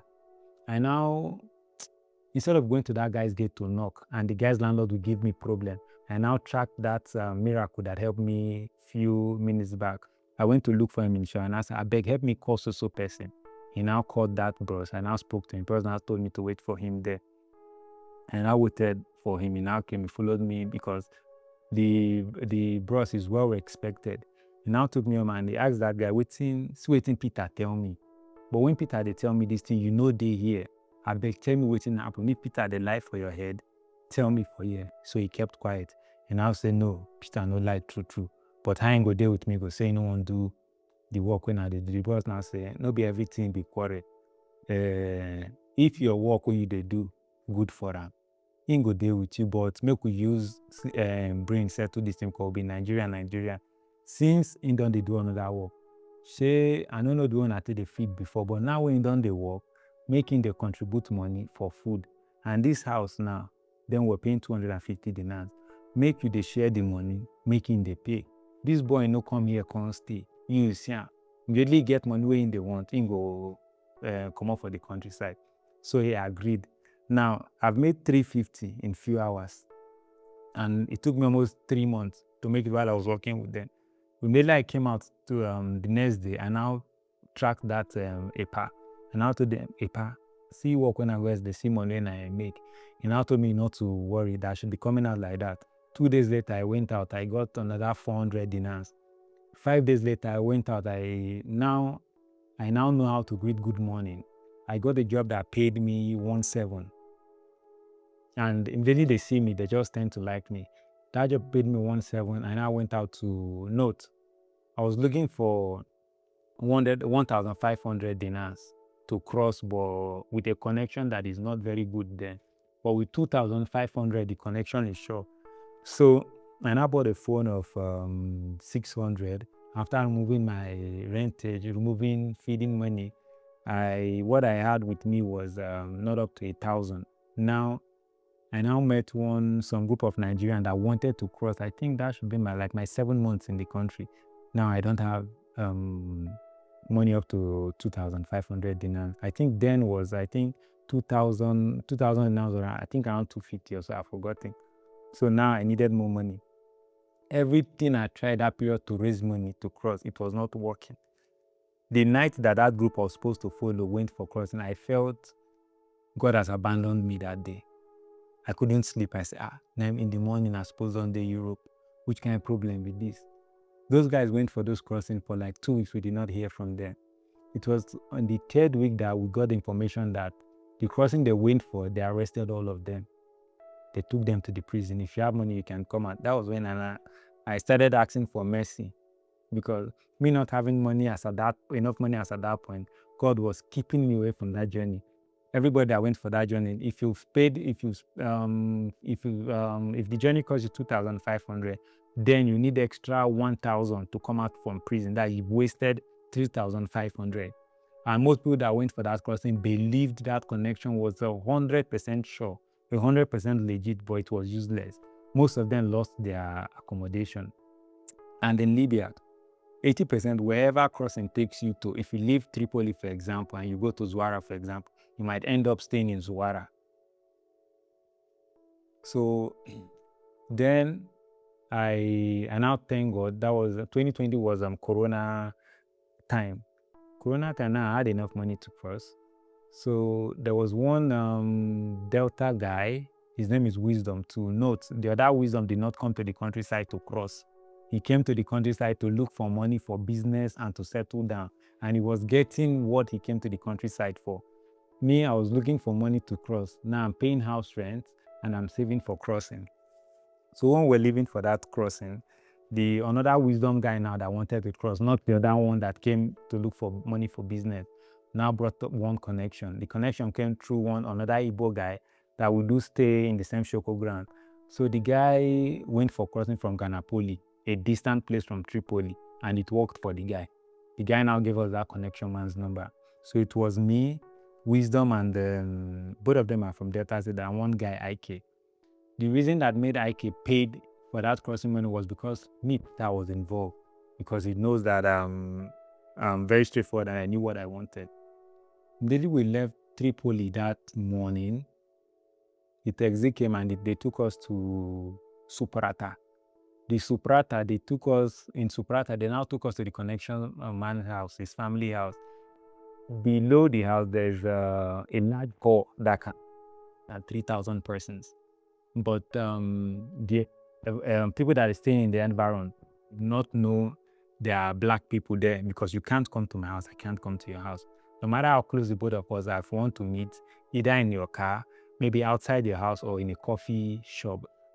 When we got there, it was the three of us with some persons. So they now put me and the IK guy. They took us to another ghetto, and they left that wisdom guy in that. The connection man's name is Ayman. The Libyan man, his name is Ayman. Our connection man, his guy name is Moscow, a Yoruba man. And to some extent, the Moscow is a very straightforward person. So immediately they took me and Ike to a different ghetto. That was where I met 10 Francophone guys. Then me, the only two Nigerians was me and Ike. So I think on the third day, now they've separated the three of us that came from Tripoli. Me and Ike were in one spot. The other guy is in a separate spot. On the second day, because me and Ike now, having spent some time in the country, we now know how the country works. So coming there now, and they told us the pushing is now. And we know they can tell you it is now. You can spend 3 months there. And in living where I was, I kept my house rent, because now that I'm leaving, it was manually than my guy. I now kept like a month plus house rent down. When we got there, we started introducing ourselves. We started using brain to buy what we need. And we're not permitted to go outside. And they kept us in a 3-bedroom apartment. We don't know how the environment look, because it is at night and they will smuggle you for their own safety too. Because there are some persons in the country that don't support that crossing of a thing. If your father is into connection work or is into crossing, you that is the child, that is the business you will do. Your other siblings can do some other things, and in the family, they can have like 4 or 5 military personnel. If I'm a connection man, one of my brother would be a Navy at the sea. One would be an original policeman. One would be a soldier. One would work as custom. That is how they do. So we're on the third day, they now said that my guy that was staying alone in the original connection man's house, they started pressuring us to pay money. And note, we've already paid to our connection man, Moscow, that is in Tripoli. And among us, that guy that is staying in the original connection man he has spent some time in the country. I think as at that time, he has spent more than 6-7 years in the country. So he knows how to speak fluent Arabic. So he was meant to be our mouthpiece and our own brain in the connection man's house. The connection man started pressuring the Arab guy started pressuring our own connection man to pay crossing money. But our connection man now told you, no, that is not how they work. Push my people first. After pushing them, if you push them this night, in the morning, you can send your taxi to come collect your money, which I will give to him. But I did not know how it happened. Our guy that is supposed to be our brain and our mouthpiece now convinced our connection man to send that money before pushing us. The connection man now sent that money to the Libya guy without pushing us, unknown to us that the person that connected our connection man with that Libyan man, the middleman was owing that Libyan man. So if our own connection man is paying money, it's as if that this middleman, that money they owe me now, they collect time for these people had. Initially, it was not like that. So I think on the 5th day, they wanted to push that guy that was alone, the one that understands fluent Arabic. He now said he will not go. I think that was around 1 a.m. And I asked him why. He said, in dream saying they see white cloth. In dream say he died. He didn't die. So I was specific. She for the dream. I did there. He said no. Ike did there. He said no. Who did there? He said it was the one. She now you die. He said yes. She I know there inside. He said I know there. Now everything we brought to Suprata was almost exhausted in time of food, and the Libyan environment is basically salty water, except you have filter to clean it before drinking. We're taking more of salt that if we go to the toilet, we can't use the toilet. And among those 10 friend guys, there was one person that became almost like a family to me. His name is Yana. He's from Gabon. He had seen he has seen life, he has seen money, but misfortune befell him. So since he understands English in his own way, and he was with two English Nigerian guys, and he was seeing Nigeria as superior to his French brothers. So he was spending, and the guy was neat. So he was spending much time with us because they gave us one room, the French people one room. There was one elderly old man with us. So the remaining one room they gave that man. And that elderly old man has his wife and all his children abroad in France. So he said back then in Cameroon, they were giving him money. But according to him, he wants to come to Europe. Every legal means he has tried to enter Europe, it did not work. So he said by fire, by force, he would come to Europe.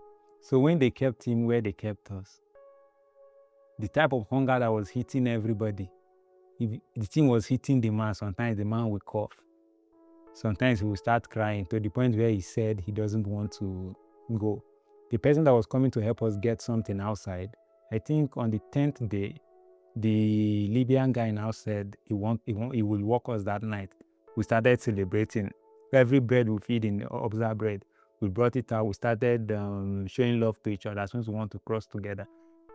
Where if I give you, you eat my own, I will eat your. Even if I have 7, I will share it, break it into to give you. So there was a excess bread. Around 1 a.m., nothing happened. There was no call. 1:30, no call. 2 o'clock, no call. 3, almost 3. I now called that our guy that said he doesn't want to travel again. And I was waiting with the situation of things there. He said they won't work. Saying they see the boat with an eye. We now told those French guy. Everybody was celebrating. 3, the Libyan man did not come. 3:30, the Libyan man did not come. I now told that my guy, Ike, all those bread where we give us, we use tie, observe, and carry come here. Then they've thrown their own. We picked everything till 5:30. Then my Arabic was kind of better because I was better than those French guys. I now called the man and asked him, Mudi Malish, Intadri Shogo, Liam, that will you work today? He now said, Inshallah. After like 30 minutes, I now called him again, he did not pick. After like 30 minutes, I now called him again, he did not pick. He now said no, that the weather has spoiled. Those birds will gather. We now told those French guys, they know because the way we communicate with them, like Mudi said, no shogo today. Moya, water, or water side, Kasra, no work today. Everybody started the bread that was in their mouth, they brought it out and kept it. The day 11, the man now came, he told us sorry, but he would not want to walk us with the bad weather. I think day number 12, he now told us he was going to walk us. That my guy that said he will not go, he doesn't want to travel, now said he wants to travel with us. Play. Day number 12, the journey no get ahead. Day number 13, the area guy now said he has settled everybody on the water. Even his brother that is a navy guy, he has settled him that we should prepare. That my guy when say he no go, he now said he will travel with us. Play. The thing no get ahead again. I think on the 14th day, I was sleeping. I now dreamed that we wanted to travel. So police now stop us. Now brought all of us out from the car because we're going to the seaside. He now shared us into 2 groups. He now said, inside these two groups, there's a bad egg among us. So the 2 groups the policeman shared us into in that my dream. I was now scared as making no business at the bad group I deal. So as I will have it in the dream, he now told the driver to come and tell us to go, and said this other group that he's not letting go with us, that it is a bad group. I now told that my guy Ike, because now I have a good phone. And I was a dream when I realized, and I'm everywhere clear with that now. So that day, they wanted to walk us again. That my guy now said he will follow us. The Libyan man could not just reason, now said the people he said to that are his people on the water, but the people he did not say to just drop their boats to camp with those his guys, that he will not walk here. And then they had between that, from the first day he wanted to push us, they had like I think 7 days weather. So we've used like almost 6 days. Now told us that he can't walk us with a day weather, that we should see what will happen. We now stayed there for 3 extra days, making us almost 20 days there. Now there's no money anywhere. And I was there. They now called me for one job. I now called the man and he told him that if he will work, he now said he doesn't know when he will work, but if we want to go, we should go. If we want to stay, we should stay. And I told him if he could help me with taxi. And I said, no problem. If I have money to pay, I said yes. So immediately he now promised that the following day in the evening, taxi will come. I did not believe him. So around almost 3 to 4 in the evening, the same taxi that brought us to Tripoli now came, collected me and that IK. Now I did not have money, but I had to call that my other guy, Wisdom, that did not come to the countryside to cross. And I told him, almost see the crossing, no, get ahead though. Now I need money for taxi. Now I asked how much. I told him, I think then whether 500 dinars. That is 250 for me, 250 for IK, because I was willing to pay for IK. But according to him, he said he would refund me the money. Immediately we get back to Tripoli. Immediately we got back. Now I was looking like somebody that came out from prison. I was looking rough and everything. Immediately I came out. I went to his auntie's shop. They gave me money to pay for the taxi. And now gave me money to share because I was going for work the next day. Now, I sold my phone just to clear that money for taxi, because he told me it's without money that he has sent his money to Nigeria, but he could loan money for me. So in loaning those money, for me not to be indebted to him or put him into trouble, and instead of to borrow money, just tell person say Samsung X20, Samsung 20 that time, they helped me collect money for the person. If I come, I'll just give you the phone. He now said, okay. Thank God the agreement was well. We got to his auntie's shop. I gave him the phone. He gave me money. I settled the taxi. Now I'm without phone to call the person I'm supposed to work for the next day. He now gave me one small touchlight Nokia, and he started my Amadar because I was in Amadar too. And I called the person that was supposed to take me to work. Now home and abroad, I'm without money. I went for that job. We now bargained for I think 3-5 or so. I went there the first day. I did the job. The man gave me 1-5. So within 3 days, my finance was stable again. We started going to meet that connection man to give us our money. Since the fault is not from the connection man 100%, it was from that our guy. We never want to use aggression to collect our money. The man will always tell us that so before I release this money that day, I call so person. Now this one our friends make I release the money. Last, we were not able to collect the money. So he now breached my relationship with that other guy because he has made us to lose 2,500 dinars each. So it was me and that other IK that were talking more. After a year plus, almost 2 years, I saved up money to go for another crossing, but that crossing was in Zuwara. Immediately and this second crossing is even more brutal because this one now you have to pay up front before you go. And the connection came from one of my friends that were not that very close. So I paid for that money, went to the camp. If police do not chase us today, Asthma boys, that is bad boys, will come and chase us. That thing happened for, I think, 2 weeks. The second one was even more brutal than the first one because that first one, we had accommodation. This one was without accommodation. We just make shade and it was close to the sea. And that period was cool time. I went there well prepared to cover my body, but not with enough cash because the information we got was it will happen sharp. This one no delayed. They even work us this night. So I went there with the plan of at worst 1 week. If no go today, I believe say from 7 days, we don't get it. 7 days was close to a month. The person I gave money, they call him Rasta. Rasta, I know see. People money when Rasta don't collect for Zuwara with plenty. The only day I saw him was the day I gave him that my money. Everybody started complaining, and the boat they pushed in our prison, nobody made it. I think better 82 persons. Everybody perished. So I was just sitting in the camp that day. I just said, "Waiting people don't stay die. Rasta, I will call and I never pick my call."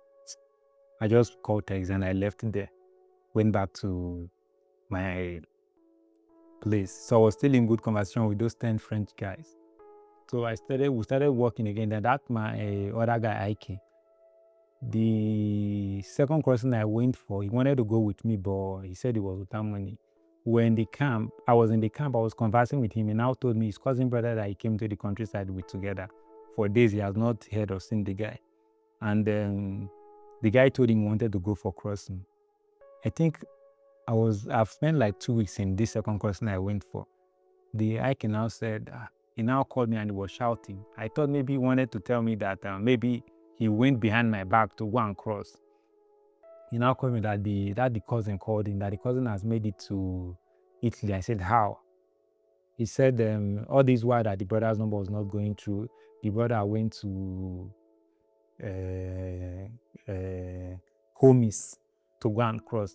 And Homis is farther than Zuara or Suprata. Suprata is kind of close based on the map. It's close to, I think, Lampedusa. For example, if it would take us maybe 1 day from Zuara to Europe, from Homis, it would take like almost 2 days or 3 days. I said, how? I just now the way God wanted. So I was still in good conversation with those after I came back from the second crossing.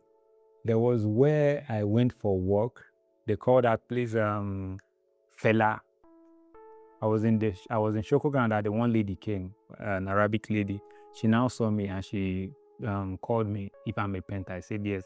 She took me to her house. They treated me well. And I bargained, I think, 4,000 with them. She now told me there's no need of me collecting money from them. If I finish the work, they will give me flus kabiri. They will give it to me. So as naive as I was, I now said, okay, no problem. So as I was going there the next day, I now carried somebody that has spent more time in the countryside and understand fluent Arabic. So when I told the person that, because me, I can now pick it and speak on top. Now I told him, see waiting this woman tell me, and I will say, no, they know they do like that. As you they work, you they collect the money. So when he followed me there that day, he now told the lady, because the lady preferred talking to me because she feel I'm calm and she can convince me. He now told the lady that we don't work like that, that me, I just came, I don't understand anything. That if we work today, you give us 1,000. If we work tomorrow, you give us 1,000. Because the job is a 3-day job. The first day we worked, they took good care of us. They gave us food. They gave us our 1K. There was no problem. The second day, they treated us well. They gave us our 1K. The third day that we finished the job now, I now started calling this woman. She was not picking my call. There's this other brother that is a policeman. Every day that guy comes there, we salute us, we hail us, because the house was old. The house was dead. We brought the house back to life, and their mother stays with them. There's one of their brother that is able but disabled because he has problem with this. His hand is like this. That was where I learned how to do my hand like this. Immediately, I was calling the sister. She was not picking. I now called that police guy, their elder brother. He did not pick. He now told me I should talk to the brother in the house. I now told that one that Mudi Shogo time or got work done finished. He now said, okay, no problem. He now went upstairs, brought one stainless AK-47. He now cocked it with that his hand that is not good. Did it like, now pointed it at me and that guy. I became scared. What came to my mind was those 7 people that died in downtown. Oh, now my turn, you don't be. He now said, if he now asked me in Libya language, if I want money or I need this gun, I now told him, la mudi futa flu. So that other guy that came to do the job with me now told him that we've been working for you. You've been telling us the job is good. Now that it is time for you to pay us, okay, you want to show, okay, come on, kill us and see if it is good in the sight of God. As we're talking, the mom now came out from the room and saw him with the gun. She now spanked him. And she started telling him that what he's doing is not. We never knew that all of them in that house, they are the same people. He now apologized to us. So as he was apologizing, one of his friends now came, brought out pistol. He now saw that because I now have a new phone, and he told me that this is my phone. He likes it, I should bring it. I thought he wanted to see the phone. He now told me that the phone is now his own. 2,000 we never see, because that my second that is with me. He stood his ground. Since they noticed that it was easy for them to assess me, that my friend I started telling them that they should give me my phone. That was when because we now spend much time there. That was when the elder brother now came, thinking we've gone already. So when he came, he now saw that it was like, what is happening? What is happening? That my guy now told him, this guy has collected my brother's phone. He now collected the phone and angrily chased all of them. We are now happy. He now checked the whole job, say, Kai will try. He shook us, now give us another soft drink again and told us to drink. No problem, no problem. We now drank. He told us to enter his car. We entered. He now asked, because he's the one dropping us almost every day, the first day, the second day, and that third day. Now, so where will he drop us today? We now told him he should drop us at Shokogan, where he picked us from. Now said no, that he wants to take us home. I was naive, so I wanted to tell him that I stay in Bucha in Sharakulewa. That my guy now held me like this, and I kept quiet. He now dropped us at the Shoko ground. We were expecting to give us money. He now said, what is the problem? And I said, you've not given us money. Now I said, why did we not tell him back in the house? We now said that, but you saw the job. It wanted to become more of an altercation, and he could shoot jokingly. And I told my guy, share the work, no stress us, and we did the work 3 days. We could just take and say, the one kill me and you don't collect more, put and say, we'll do the work 350, 500. And I said, okay, that was how we left. So I was calling the other sister with my Amadar. She was not picking. I now met another Igbo guy that we stay in the same Gucha, but different environment. I now told him that night that, see what happened. And I said, how much is the money? I said, 2K. He now gave me his phone to call the person I worked for. I now called the lady.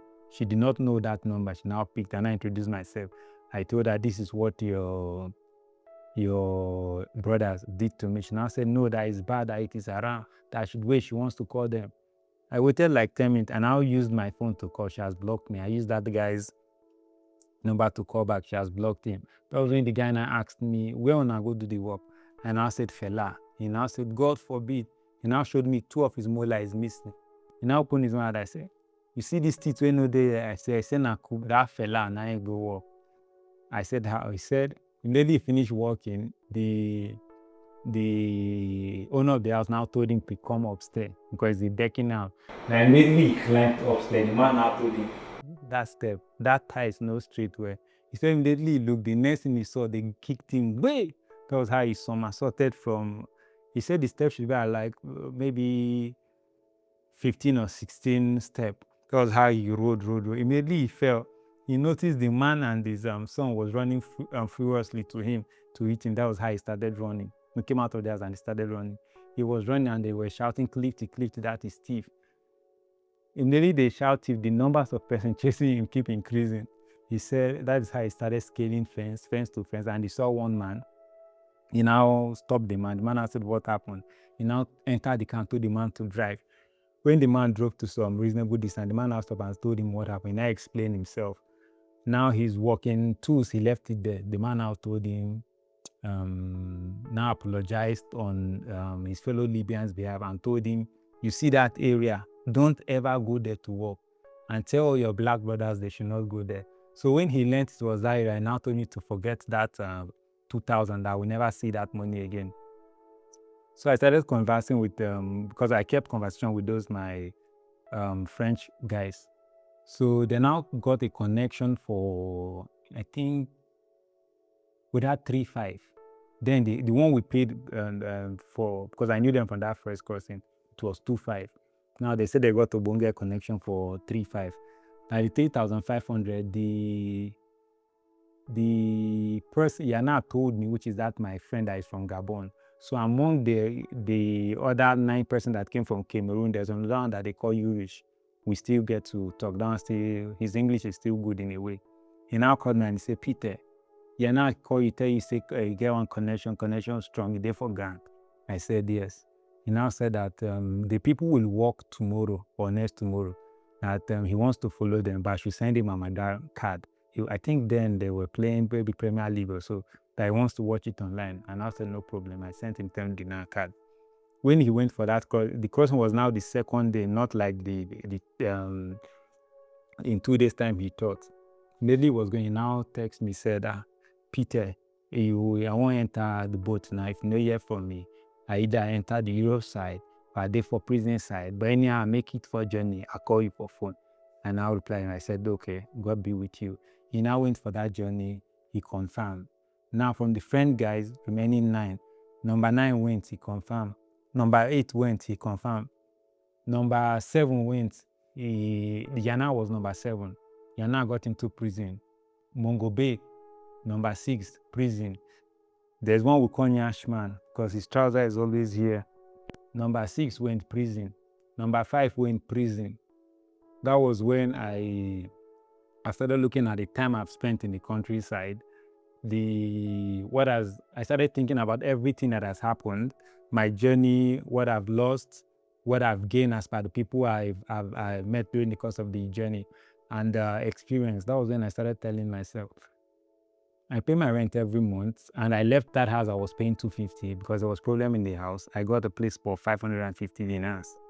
I said, I've spent money, and Europe is not as sure. But I kept asking myself one question. I said, after the Europe, what is next? In time of document, would they give it to me at a platter of gold? Would they give me a job of my choosing?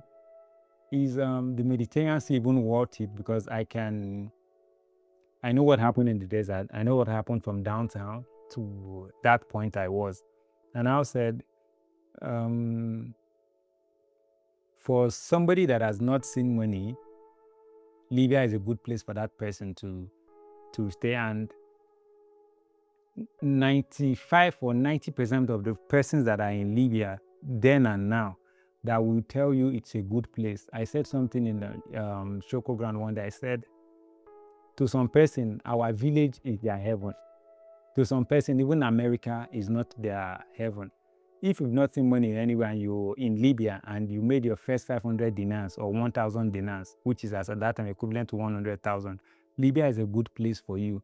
Because in Libya, I've seen university graduates that, according to them, they are graduates, but when they talk, they sound like very stupid persons. Because I've seen somebody that came with his BSc certificate to Libya and said he wants to work in an oil company. Now, you go, he even showed me his NYC clothes. I said, you want, which oil company you work?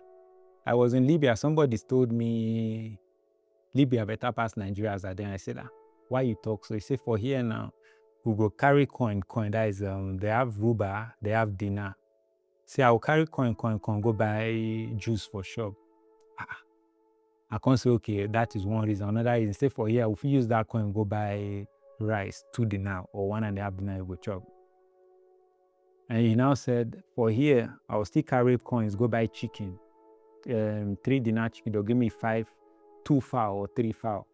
And now asked him, no vex, but what was life for you in Nigeria? He said, now here I can't be sad, they fit chop chicken. So for a person like that, Libya is heaven to that person. And there's no way I can convince that person otherwise. And when I started processing those thoughts in my head, there's 2 Igbo guys from Anambra, they came to Libya. They wanted to go to Europe. The first day they came to that Shoko ground where almost all black person in Tripoli comes to hustle because they are different hustling ground.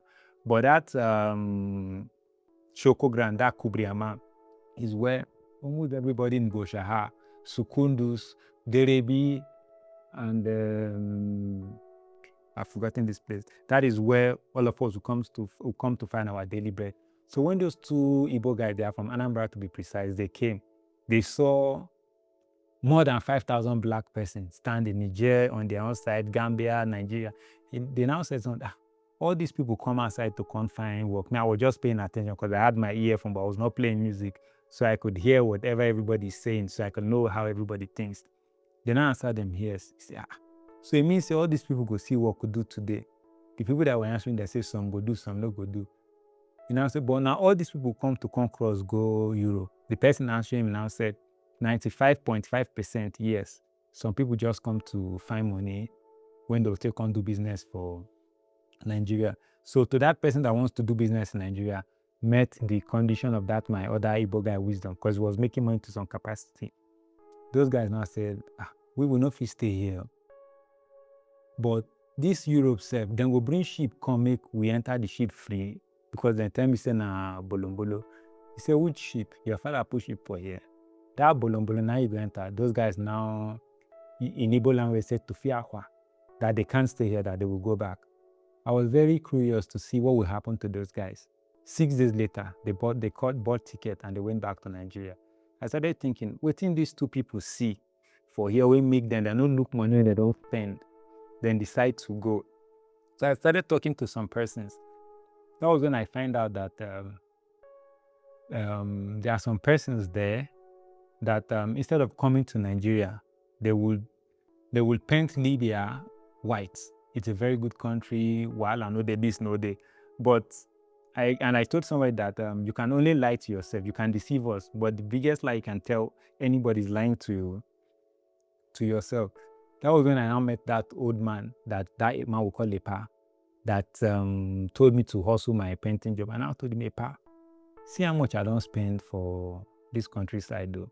And the things no go the way I take plan. I know side the test. I know come here to stay. I'm either passing through, but if passing through is not working for me, I'm going back to Nigeria because I know what I left behind. I did not steal, I did not kill person.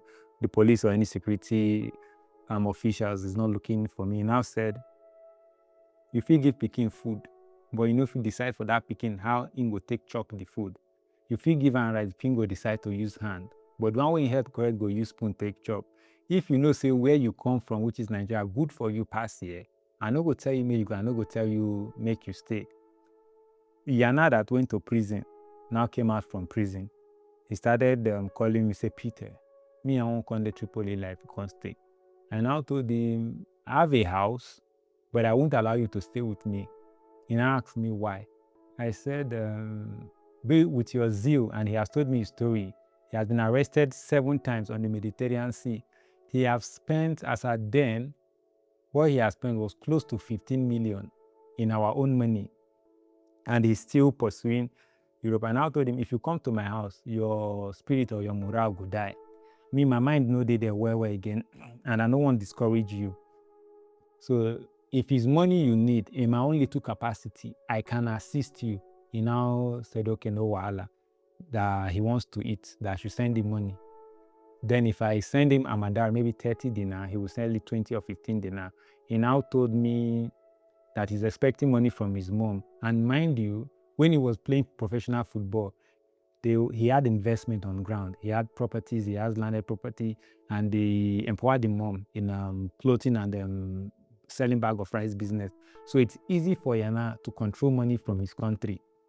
For a person like me, I'm doing it all by myself because at the end of the day, I keep telling myself, nobody send me come here.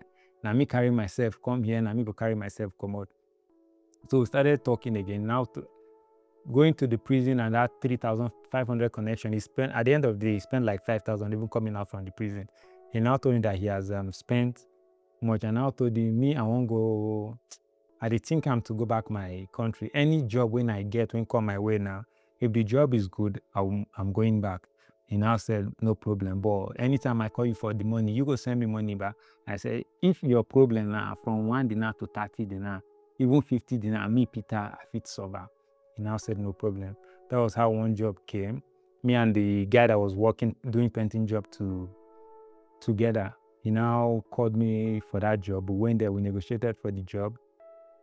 And the money for the job came out, I think then whether 14,000 dinars. So we're working. Instead of me to collect my own money, I will loan it to him. So it was more of, I'm giving you more percentage. At the end of the day, you will settle me. So another connection came, which is supposed to be like the third one. Immediately that connection came, I told myself that even if it's free, I'm not going. That I think I've made peace with this country. I've seen a lot. Let me go back to my country and try. But I was saying it to myself. I never told anybody. Only that guy I was working with, and he never believed me. He thought I was joking.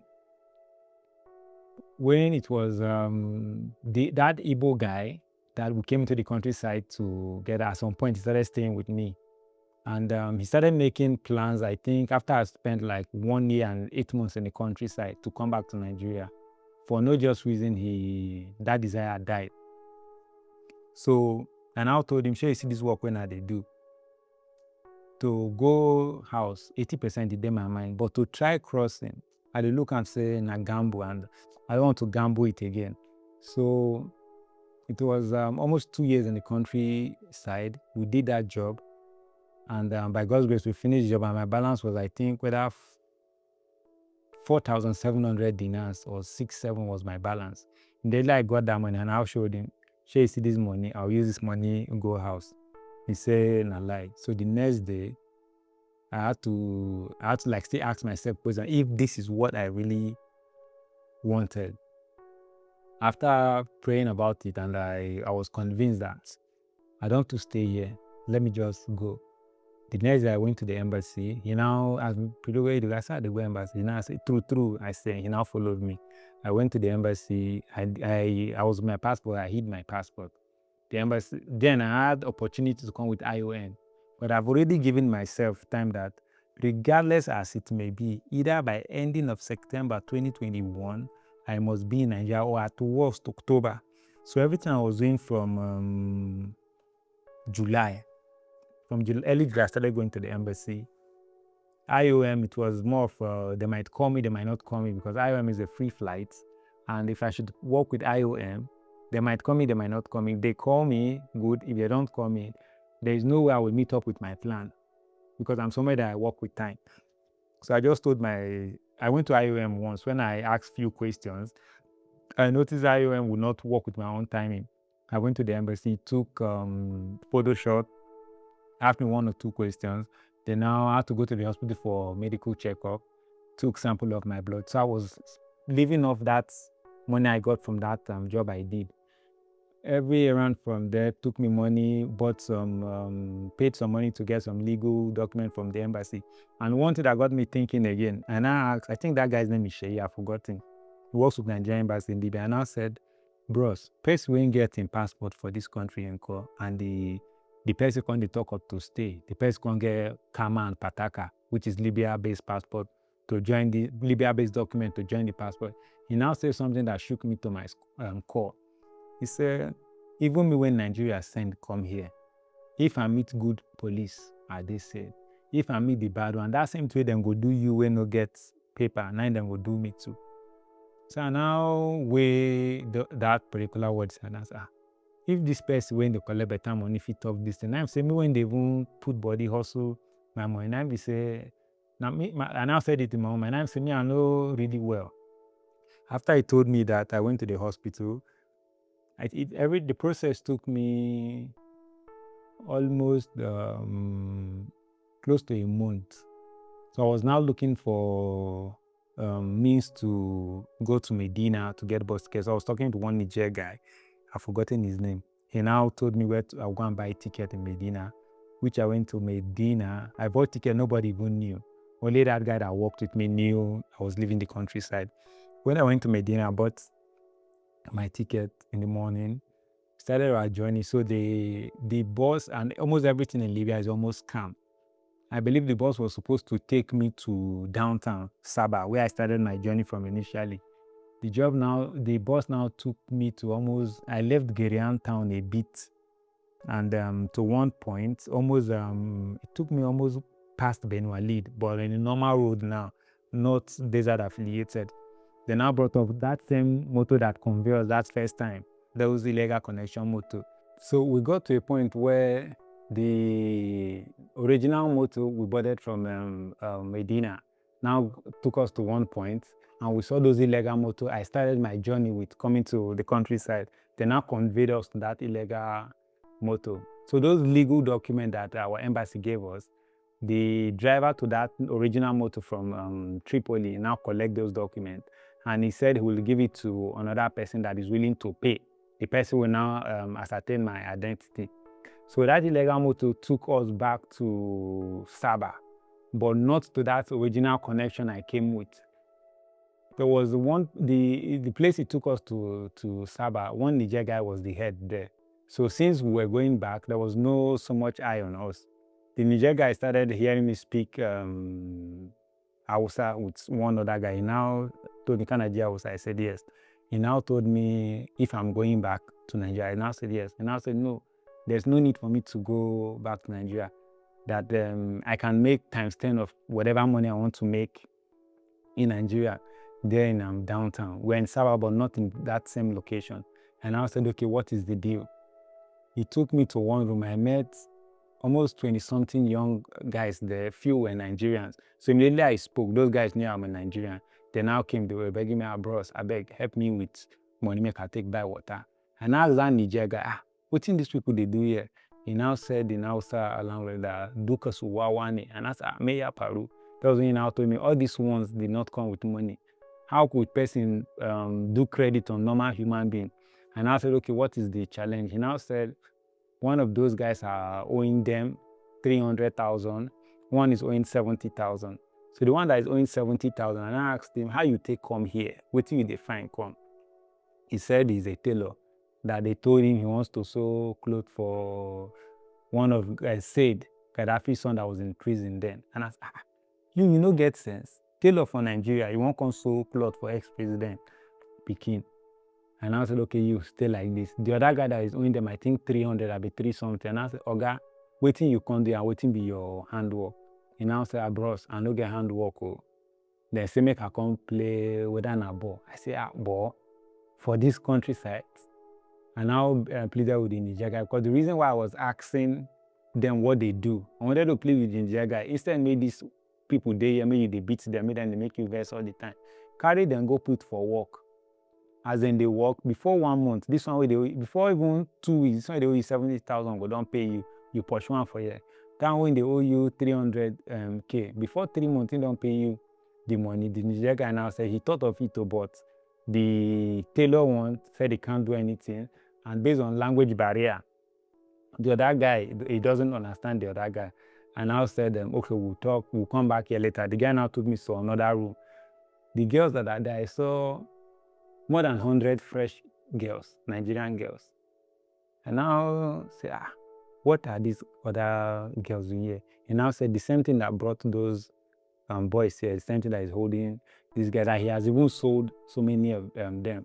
But currently, it's difficult for him to get buyer because most of the connection house where prostitutes stay around that vicinity, they all have fresh girls at that time.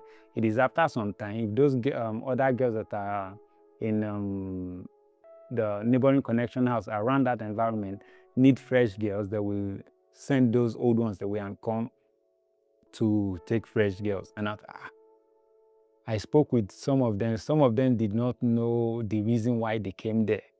Just as you can say, Peter, come to go Maraba. I've never been to Maraba before. I'm not taxing which transport I want to go Maraba, and I followed you to Maraba. Those are people in that category. The person that would come and pick me, the driver is outside. I now called that Niger guy, and I called another person that understands fluent Hausa.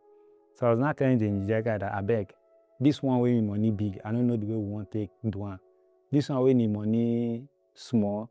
As I come, I see car wash for so place. Hold on for hand. They will tie a rope, make them tie a rope, go put for that car wash. I think they work the money for them in the shop. Before small time, don't give you own money for there. He now said, okay, I now come, we moved 10 dinar. And I now told him, no, do not collect this money from those guys. To be on the safe side, I now gave him his own extra 10 dinar. And I pleaded with him, this boy, I beg, help him with work. This one way money big. I don't know, they want to take down. He now said, thank you. My taxi guy now we left there, took us to another connection where I'm supposed to board a car that would bring me back to Niger. Because if I had bought flight ticket from Tripoli, the flight would still take me to Niger, and it would take time.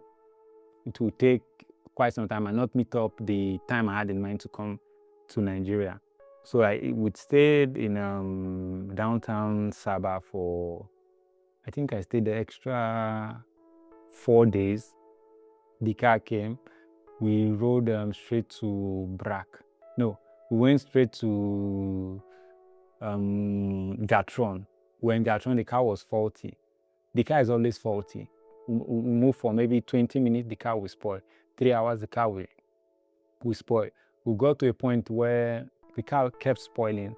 Unknown to us that there were kidnappers and kidnappers ahead of us. So on each spot it spoiled, if we start nagging, the driver would tell us that it is the will of God. Since nobody is injured, nobody is dead.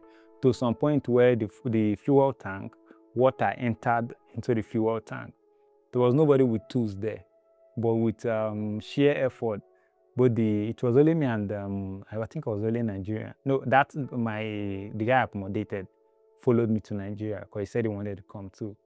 There was nothing to lose north or screwdriver with, but we'd shared effort. I was the only person that did not do much job there. They used the hand to lose those things, extract those water. Everything was just good. Extract those water from the fuel tank. We now saw cloud of sand from afar. We felt those guys are kidnappers. Those guys felt we are kidnappers. So with the way they were running, our driver now went, gave us some distance and made some kind of venture. The driver now knew it's his colleague. They now came. Was like, what's the problem? Down I said there are robbers up front that they even tried robbing him. He now showed us part of his car that they shot. That was and if our car was not faulty, we would have gone to meet those persons. The driver now said, I was not telling them that we see, what if God has not made our car to be like this? If we had gone to those bad peoples, and is it the delay that we'll be thinking of? He now asked those guys of things to lose. They said they don't have, so they now gave us water. But coming back to Nigeria, it was more easier than going, because coming back we had to follow normal Kurota road, and on each checkpoint we get to, we have money to give them. There was one checkpoint we got to that I've almost spent everything I had. So my phones and everything, what I was doing with that, my roommate now, we got to a point where instead of the both of us to bail ourselves, one, if I collect cane from this checkpoint, I will give him all our valuables. The next checkpoint, I will give him our valuables and him will collect cane. We got to one prison that that particular spot, we were supposed to settle the police people there. But the percentage of us without money was more, almost same thing that happened when I was coming to the countryside that first time. So I decided to collect Bulala. They now said, no, they should take us to prison. We should go. They now started asking, what can you do? So I told them I can paint. They said, no painting. Okay. So I told them I can do plaster. They now said, no, they have a lot of blocks. They now told us where to carry those blocks to. That once we can carry those blocks, that will be our bailing fee. When they took us, they started packing those blocks. So we shared them, we started doing it as family. I think we were like 11 or 12. We packed more than 3,000 blocks. More than 3,000 blocks, less than an hour, because the distance was kind of short. We were there, we started hearing gunshot everywhere from every angle of the prison. The soldiers started celebrating. We now asked what happened. They now said there are 3 healers that was trying not to settle them, that they went to follow inside the desert. So some of the soldiers now apprehended those people. So they started saying that small money that we're supposed to give them, those 3 healers now will give them. And for those healers now trying to not to settle them, they will pay times 3. So in that situation, they now told us that we should stop working, that we should go, that they are happy that those people will pay them their money. We left there, we got to, because we were driving at night. That journey was coming back was supposed to take 2 days, but because of the delay, motor spoil and the rest, it took us almost 8 days. So that particular night we were driving and we saw, it looks like human beings, but they are 3 times taller than normal palm tree.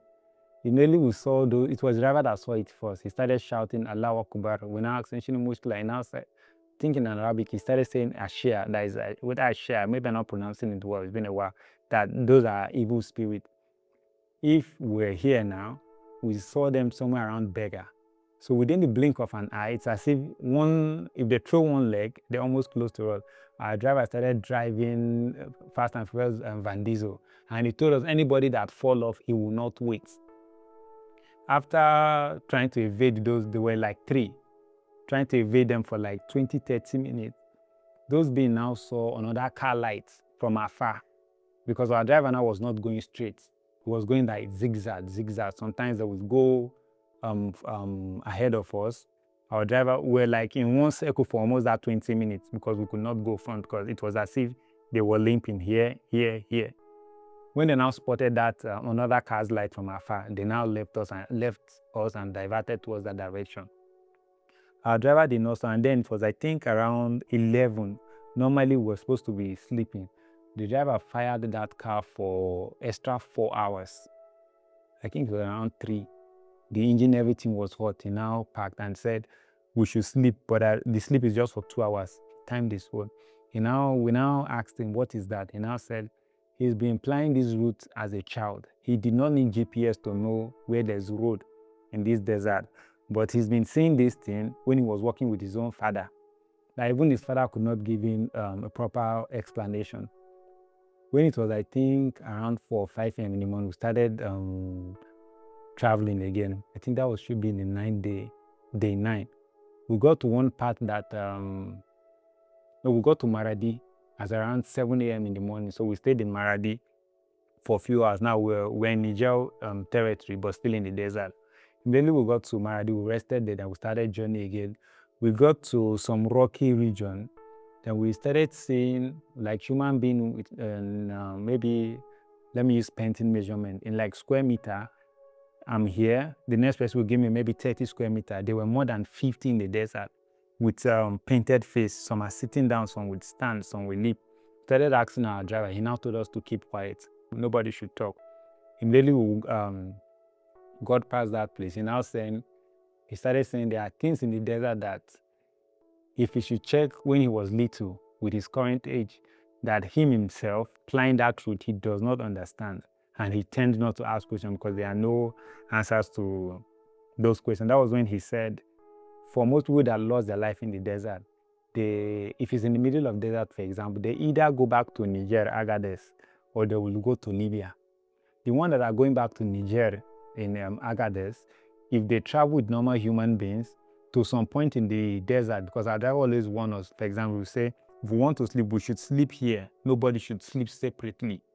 Like once you sleep separately, that if the spirit is bad, that one will create division in the midst and tell you maybe motor spoil, for example, driver assist here, will now tell you there's water there.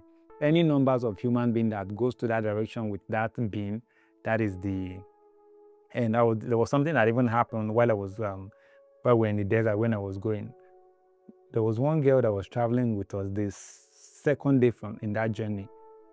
For that second day in the afternoon around 12, the girl left our midst because our driver arrested for us to eat. So when it was time to enter the vehicle, because the driver will count to make sure everybody is complete, he noticed somebody was missing at that time, but he did not panic.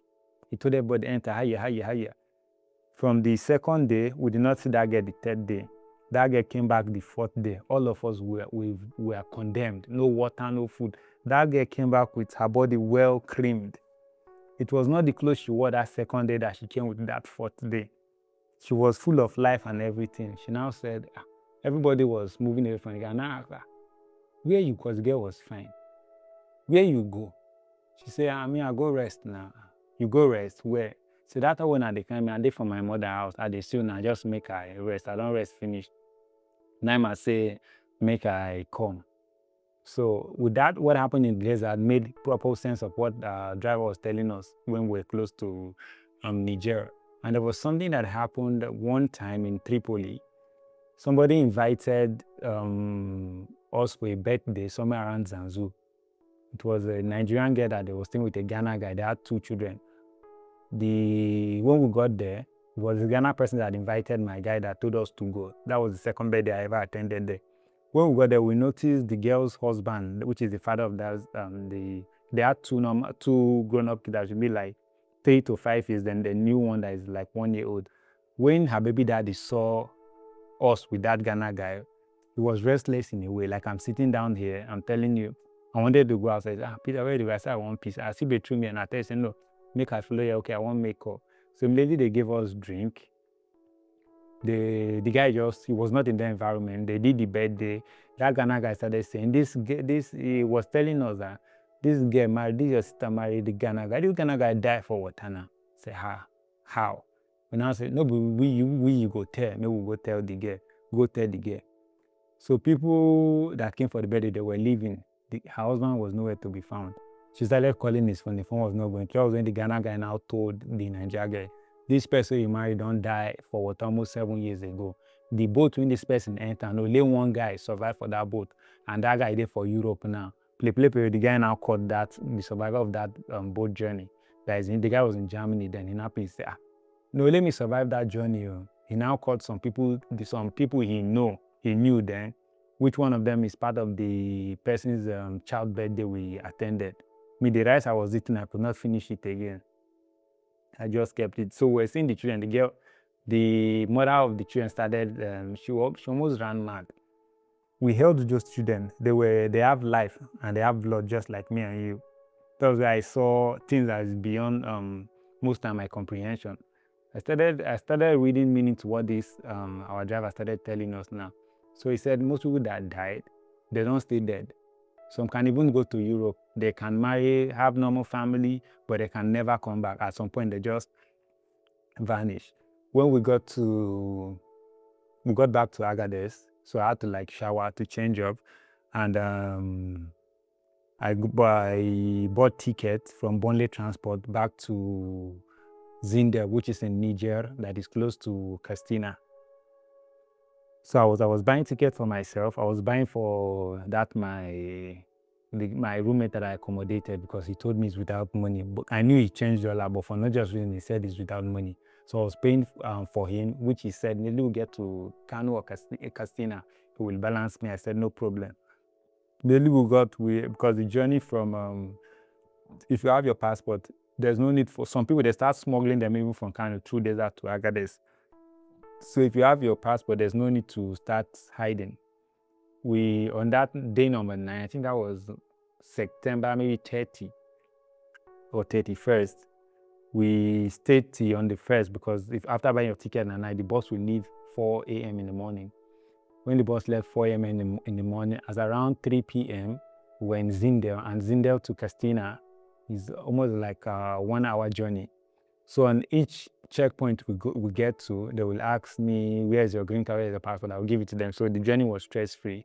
When we got to Castina, and I was without money again, I had to call my family, and even the vehicle that conveyed me and that guy from Zindel to Castina, I was without money to pay them. But I told them, once we get to Castina, we'll look for POS and I'll give you your money. Your money is no problem. The driver agreed. So when we got to Castina, to Niger, which is a leg walk to Nigeria, he now handed us over to his brother, and he told his brother to collect some amount from us. Immediately, because I was with one bag, but there was nothing in the bag. So immediately we got to POS, I had to call my people. So they sent money to that POS. So that guy that followed us to that POS felt everything we had in that bag was money. Unknown thing that there was no money, it was just that cash. So immediately I collected the money and I paid him to go give his brother. So I never knew that spot I was, where there was a park. If I just walk, maybe 3 minutes walk there, I would get a park. And I trusting that guy, I told him, that Lakidoka the earrings and Shigamoto, Moto Kano. And I told us no problem, that he's coming. So I noticed when we were eating, because it was, I think it should be maybe 6 that period, I noticed he was going around up and down with bike. That my guy now told me we should observe this guy. Unknown to him that he was going to take people down the roadside, that they should rob us. So immediately he came. Where he messed up was, immediately we brought 2 bikes, we entered, and I asked him how much you take carry us go Pike. He said no problem. Immediately we drove like 1 minute, no, like 3 minutes. He had removed us from that original car spot. He now said, how much are we going to give him? That if custom catch us, custom will collect 50,000. That the both of us, that is 100,000, that we should give him 80,000. And I told him, wait. He now stopped, and I told him 100,000 for 70,000 for. So as we are arguing, one of the guy that he kept up front was waiting for us to come. So time was going. So that one started running. So it was almost dark, but we could still see what was happening. So as it was running over, I now held my bag, because my passport was in that bag. The only thing in my pocket was my phone. The only thing in my pocket was my phone, my charger, and my USB that was USB cord that was around my neck. He now said we should give him money. We refused. So as that guy was running, that was when soldier, immigration, and police on 4 healers now came. That one that was coming ran into the bush. My guy that was traveling with ran into the bush. The 2 Okada men drove the Okada into the bush with my bag. I did not run. That was when the police now stayed once I do. So those soldier and immigration now came and I said, what happened? I explained everything to them. They now told me sorry. Then I instructed those police guys, they should take me back to the park and show me where I will enter moto. Those soldier guys now said, where my bag? I said, those people carrying around. They now said that they now handed me over to those police guys. Those police people one now met me and told me I should help myself and help them. That I should give them 100,000. And I said 100,000 for where? This person they asked me for 70K. Used to make I give 100,000. 100,000 say I thief. So that my guy now that ran into the bush, saw me with those police guys. He thought I was safe. He now used his own leg, came outside jejely. Then I said, okay, see in second for here. He now asked, Peter, what happened? I said, then say me and you not thief now. He now said, that if he had known, he would just remain in the bush. They kept us there for extra 30 minutes. So one of their boss was, I think was going to enjoy. So he came to that spot to collect money from them. So he saw the way I was standing. He now asked me, young man, come here. I went to him and I greeted him. He asked, I said, what is the problem? And I explained myself to him. I did not tell him that the receipt of that POS transaction I did is in my pocket. And I told him, sir, you get where I go now. That woman, she knows I'm just coming from Niger. So if we go there when the woman or the pikin don't know me, anywhere we want carry me go. The man now said, okay. So he ordered two of those police people to drive on their own healers. So he told me to enter his own car. He was with one girl.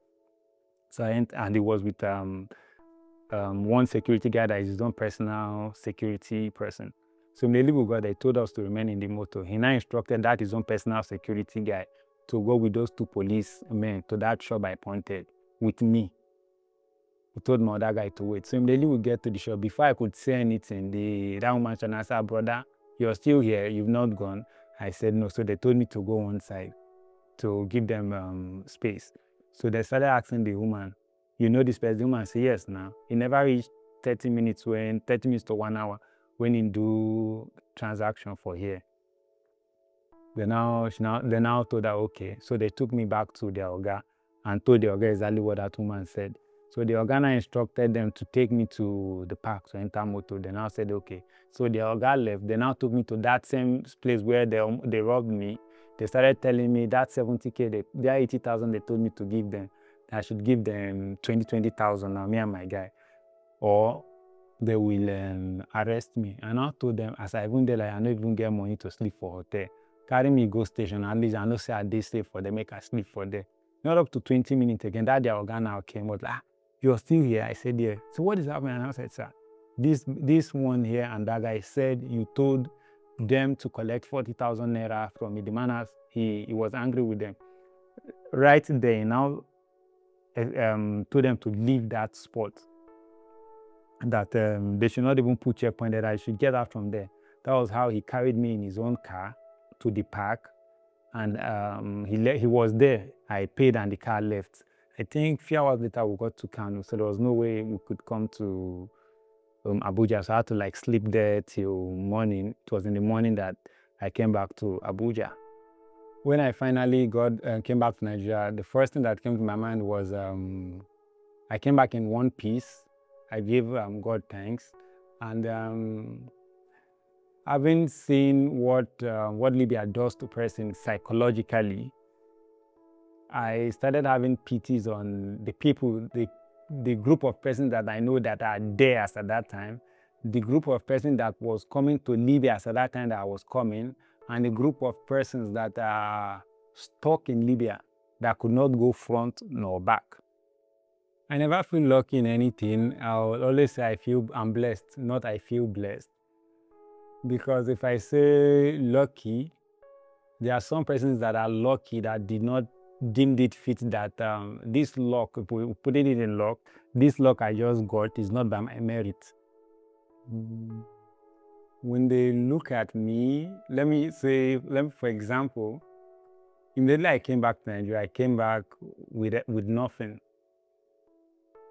My friend I was aware that I was taking that journey, immediately he saw me, he said, he wanted to say something. He said, you don't look what you don't lose. I now told him, I don't really lost anything. I feel rather I've gained more in a way than losing, because if it's money I lost, I would still make it back. What if I've lost my life? How can I make that back? He now said, no, Allah. As far as life and health today, we will bounce back. And most times there are things we want to do that we feel as at that point in time it is right. I remember when I was leaving, there was one man I met. I don't know him from anywhere. In fact, I think 2 weeks to that journey, me and this my guy, we traveled. Immediately I shook this man's hand. He said, Peter, you want to travel? God said I should tell you should not go. Before he said, God said, make you know, I told him I will go. He now said, if I believe in spirituality, I said to some extent. He said, before he told me that, in the spirit, he saw me fighting with him, that I must go. And there was somebody that, again, I think that was in church. He said, Peter, I see you traveling, but wait, it is not yet your time. If you do things in haste, you will miss the fun of. If you do things in haste, you will miss the fun of doing that thing without speed, slow and steady. I did not read meaning to what he said. It was when I came back. I started saying, so person tell me this thing. And so person tell me, say, it never reached my time to travel. If I do gara travel, I will lose speed and I will come back. And I remember that what that person said. And when he was telling me that, he said, where you're going is risky. I did not tell him where I was going to. So where you're going is risky, but instead of it to take your head, you will go and come back in peace. And I remembered one thing.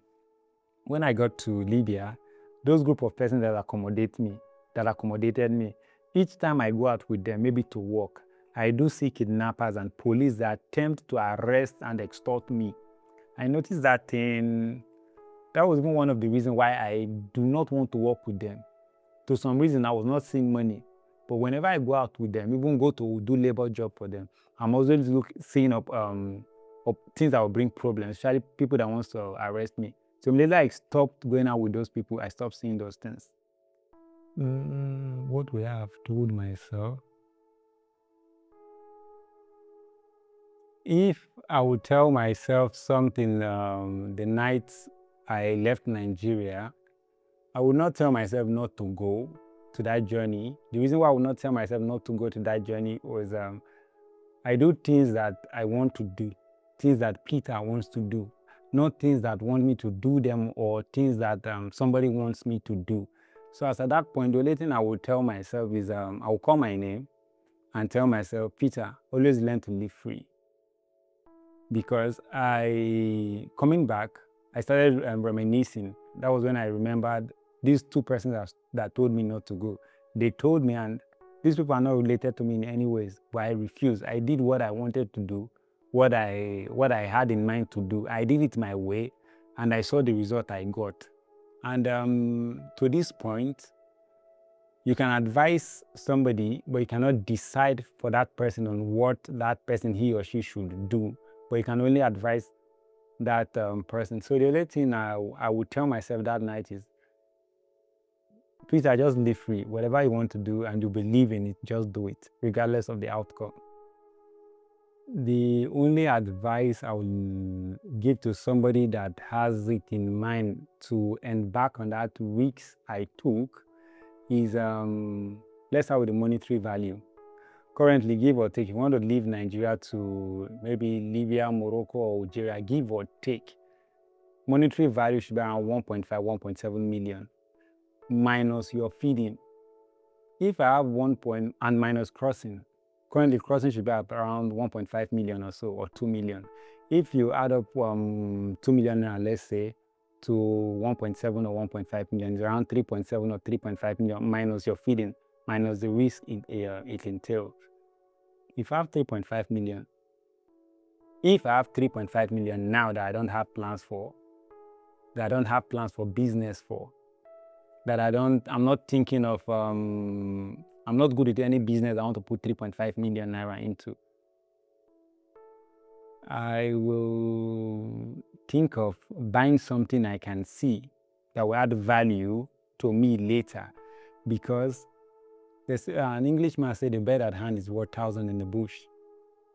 I have people in Europe that I know very well, and I've been talking to them.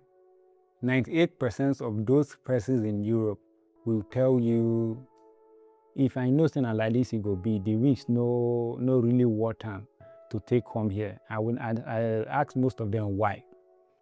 They say is this: coming to Europe, I have to work times 3 of what I was doing in Nigeria.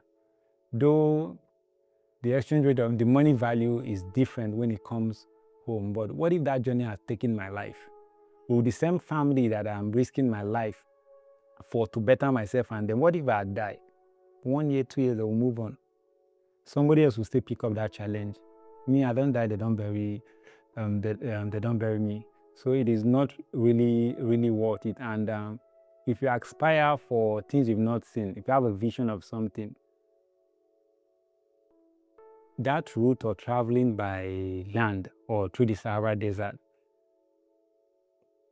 30% you will suffer, 40% you will suffer, 40% you will waste your money, 20% you might not come back, 20% you might get frustrated in the route or even when you get to Europe.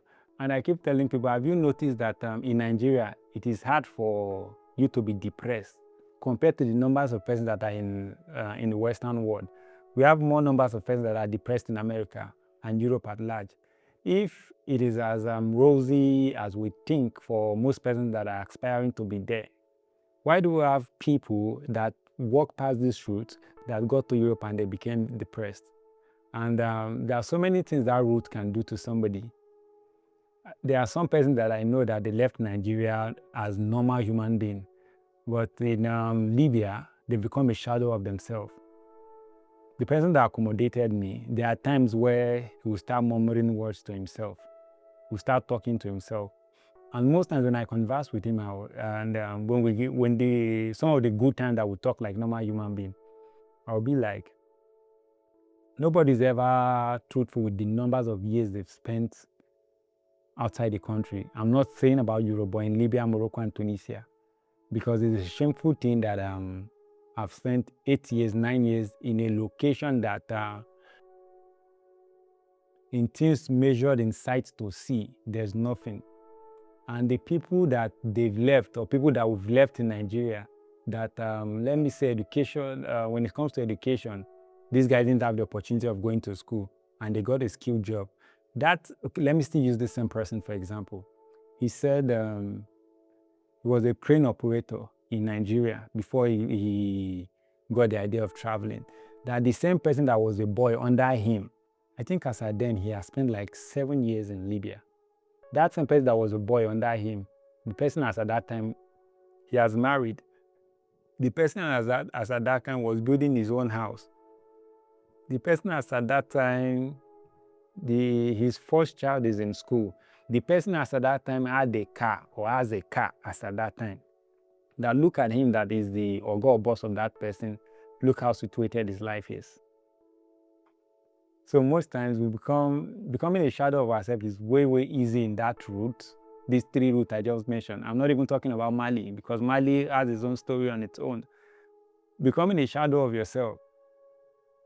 Most times if we're talking way forward, because I do tell people that you must have plan. Even person when plan fail, better pass that person no plan at all. Person when try something, fail on that thing when he try, is way better than that person that has not tried that thing before. And when I came back to Nigeria, because none of them knew I was coming back, before they knew Peter is not in his house, Nigeria started working for me. Some felt I went for a job at Pirogo come. It took them like 1 month before they noticed this person don't come up for here. The few ones I was talking to, they've spent much time there, and coming to Nigeria without nothing, it's more of a shame to them that they prefer staying in that place where nobody really knows them. You can know the person is from Edo State, he's an Igbo person, but you don't know him as per family or knowing his root. So it's easy for me, and I met somebody that he kept building house every year with his mouth. As at one time, he told us that his house was in lintel level. One time he said roofing, another time it rained and erosion took his house away. So in a place where nobody really knows you, and if you're not honest with yourself, you give yourself accolade by telling yourself lies. So the root, it makes you a shadow of yourself. And for those people that scaled through, that got to Europe, the percentage of people that we see back in Nigeria that use this route, got to Europe and had a life for themselves, the percentage is always minimal. Just like I told you, I have people that I talk to in Europe. There are most people in Europe that they got to Europe, they're in Europe without documents. Some got document, there's no job. Some got document and job, but life happened to them. Some got document and job and they got into problems. The ones that are married that come back home, I would say inside, if I should even rate it, because I do tell people, let's say 100%, 100 people leave Nigeria to Libya. Let's say 10% of those people that leave Nigeria to Libya will or might not make it in the Sahara. So we have like 90%. The 90% of people that would make it from the Sahara Desert to Libya, maybe Tripoli camp or so, you lose like another 20%. Now you have 70%. The amount of person that the Mediterranean Sea will take or might take from the 70% is only 30%. So you have like 40%. The 40% that make it to Europe, 20% will get document, 20% will not get document. Those 20% is without job. They keep leaving one country to another. The 20% that got documents, 10% will get a job of their choosing, even if it will take them time to go to school. The remaining 10% will live in between jobs. Those that live in between jobs, even if by chance, for example, they come to Nigeria, they might not come to Nigeria in a way being fulfilled or accomplished in a way. The 10% that got what they wanted or some of the things they wanted are the ones that will come. They have a car, they have a family, and they have a life here. And sometimes if the person is not family, nobody really gets to tell you what life in Europe really is, because there are still some experience that I had in Libya that especially when it comes to mostly we Nigerians, because some of our boys and some of our girls, that let me even just say this. That guy that made us lose that 2,500 dinars for crossing, that's my Delta guy. I was in his house one day because he has spent much time in the country. So somebody called him from Europe, from Torino, a female friend of his, because they stayed in the second before that lady crossed.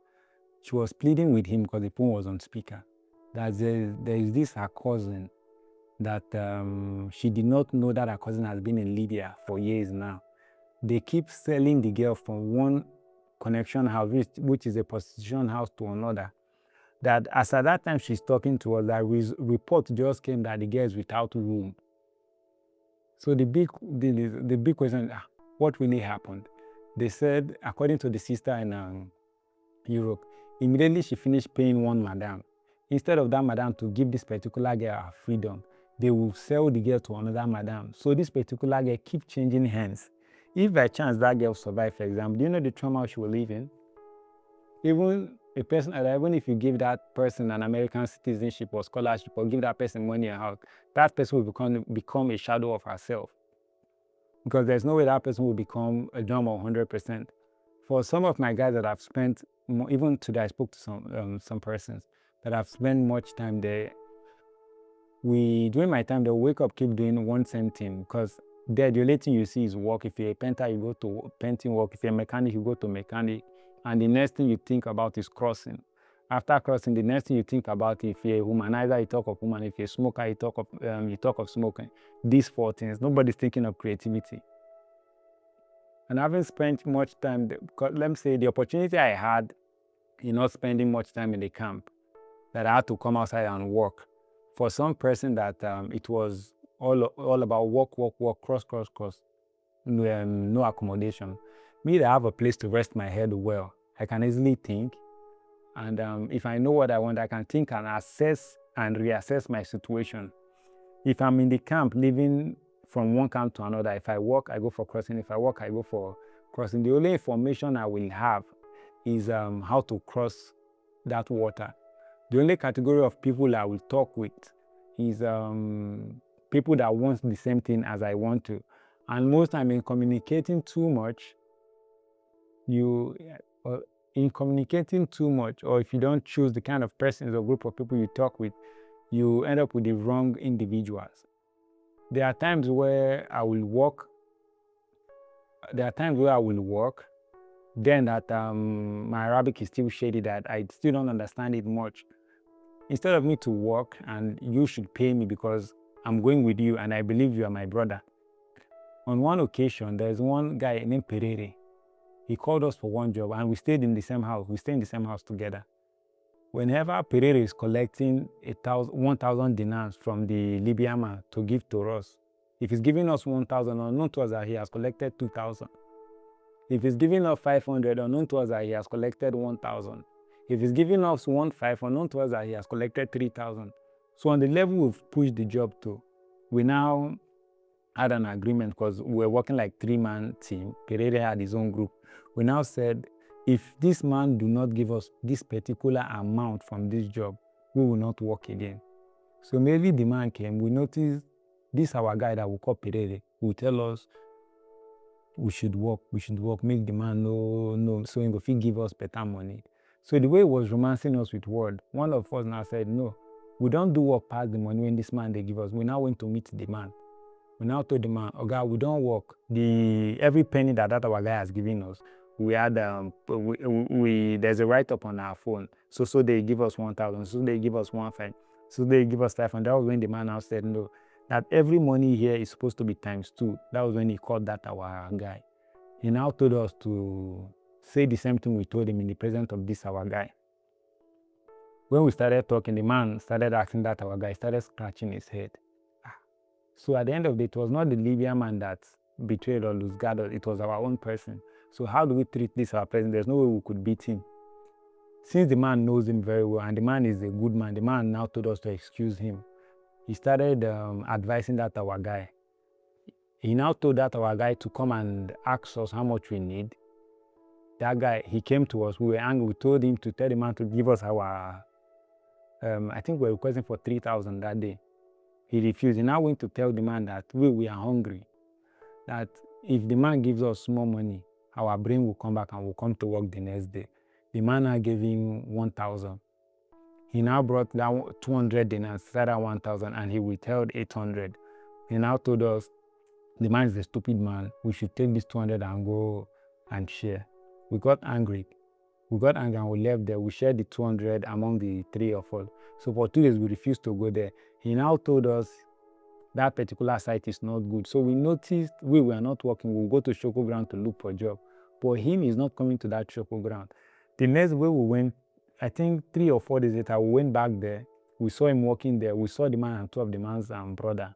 We now called that our 3rd guy, making us 3. We now met the man and said, Oga, you tell this our brother may give us 200 dinars for food. I be waiting. The man said no, that our brother told him that if we see 1,000, we will work, then in a few days' time, he will now give us the actual money we demanded for. Maybe we explained it to the man. The man was furious, but he was still a nice man. He was angry, but he was not radical. So he now explained what has been happening inside to 2 of his brothers. They now opened their boot and brought gun. One brought out a double barrel, light up 2 shots in the hair. Now brought that our guy, told him to kneel down. Our president wanted to shoot the guy on his left leg. We started pleading on his behalf. Now, same person we believe and we felt is our own person, is the same person doing wrong to us. And some days, if the guy is okay, especially if it's without money, you can converse with him 100%. But if he's with money, that particular guy had opportunity to cross safely to Europe on 2 occasions, but he did not go. He used that money in carrying girls. 2 occasions. There was one of his guys that was working with us. His name is OZ. OZ told us this connection good, but then I've started removing my mind from anything that will make me spend money carelessly. OZ now said, any person get money, follow him, but this my brother, I don't follow and talk, so he go follow me. That night, OZ was leaving. Now, this my brother will follow me, come on. That night, we were expecting that guy will call Perere not to be in the house anything from 8 p.m. or 9, because that's the normal time for taxi to come. Only for us to see him around 9 with 2 girls in his room. We gave him privacy. only for OZ to call 2 days later that is in Europe. Because of that reason, he stopped talking to that our guy Perere. And even as I'm talking to you, he's still there. And I do tell people the more time you spend in Libya, the more that person's brain becomes fried. And in recent time, I've seen some persons, especially Nigerians, that is based in Libya, let me say it's Tripoli especially, they will keep telling you, if you know say Nigeria don't tire, may you enter route come Libya, enter route come Libya. But in that, I keep saying, if it will cost me 3.5 million, almost 4 million, for example, if I have 4 million and I'm not thinking of business, if we're looking at the current situation of Nigeria, for example, with insecurity and everything, it is better for insecurity to hold somebody here in Nigeria that if it happens, if it takes life, if God decides that it takes one life, at least you're not spending money, than for you to use your money to embark on a journey where the psychological trauma, that person might live with it, maybe he or she might live with it for the rest of his or her life. Because just like I said, I know a group of persons that are still in that country that even if they come to Nigeria now, for example, they cannot even stay here. Even if somebody is telling you, give me money, make I come. If that person makes that, let me not say mistake, if that person travel down to Nigeria and that person has left the country for more than 7 years or 5 years, if that person has no strong family background, there's no way that person can cope. At the end of the day now, you've helped me in leaving Libya. Now I'm back to Nigeria. And after a few months or 1 year, I'm wanting to go back to that same place I told you it was hell. The difference between that part of me that went into the desert and the part of me that came into Nigeria is before going to the desert, I tend to do things without planning 100%.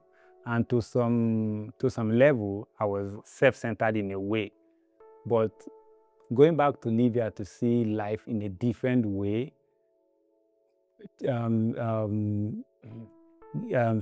taught me this lesson of most times it is not how we perceive it, that is not how it is. The part of me that came back is the part of me that taught me how to pray, most especially, plan and give things time. And it's that part of me that learned that doing things illegally won't pay you, and most times doing things illegally will cost you ×3 of what it will cost you, or even ×5 of what it will cost you to do things illegal.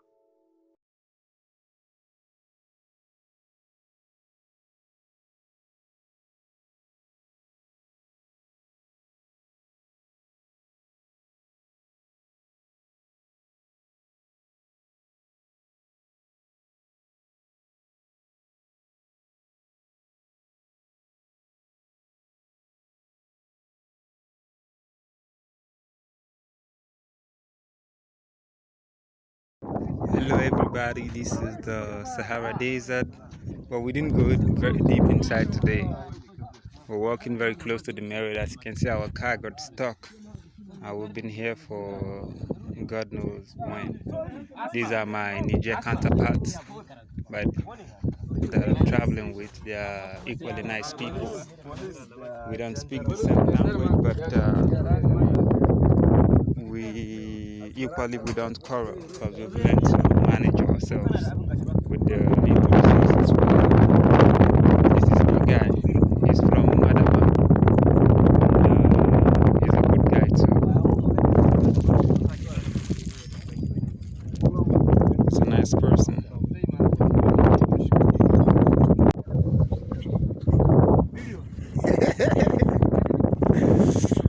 لا مش فوتو فيديو يا سهرة يا سهرة ايه تشاو تشاو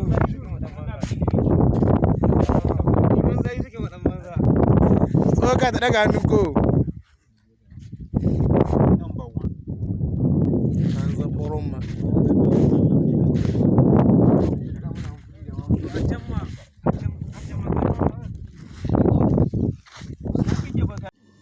they call me with respect. Na titled man you dey see so.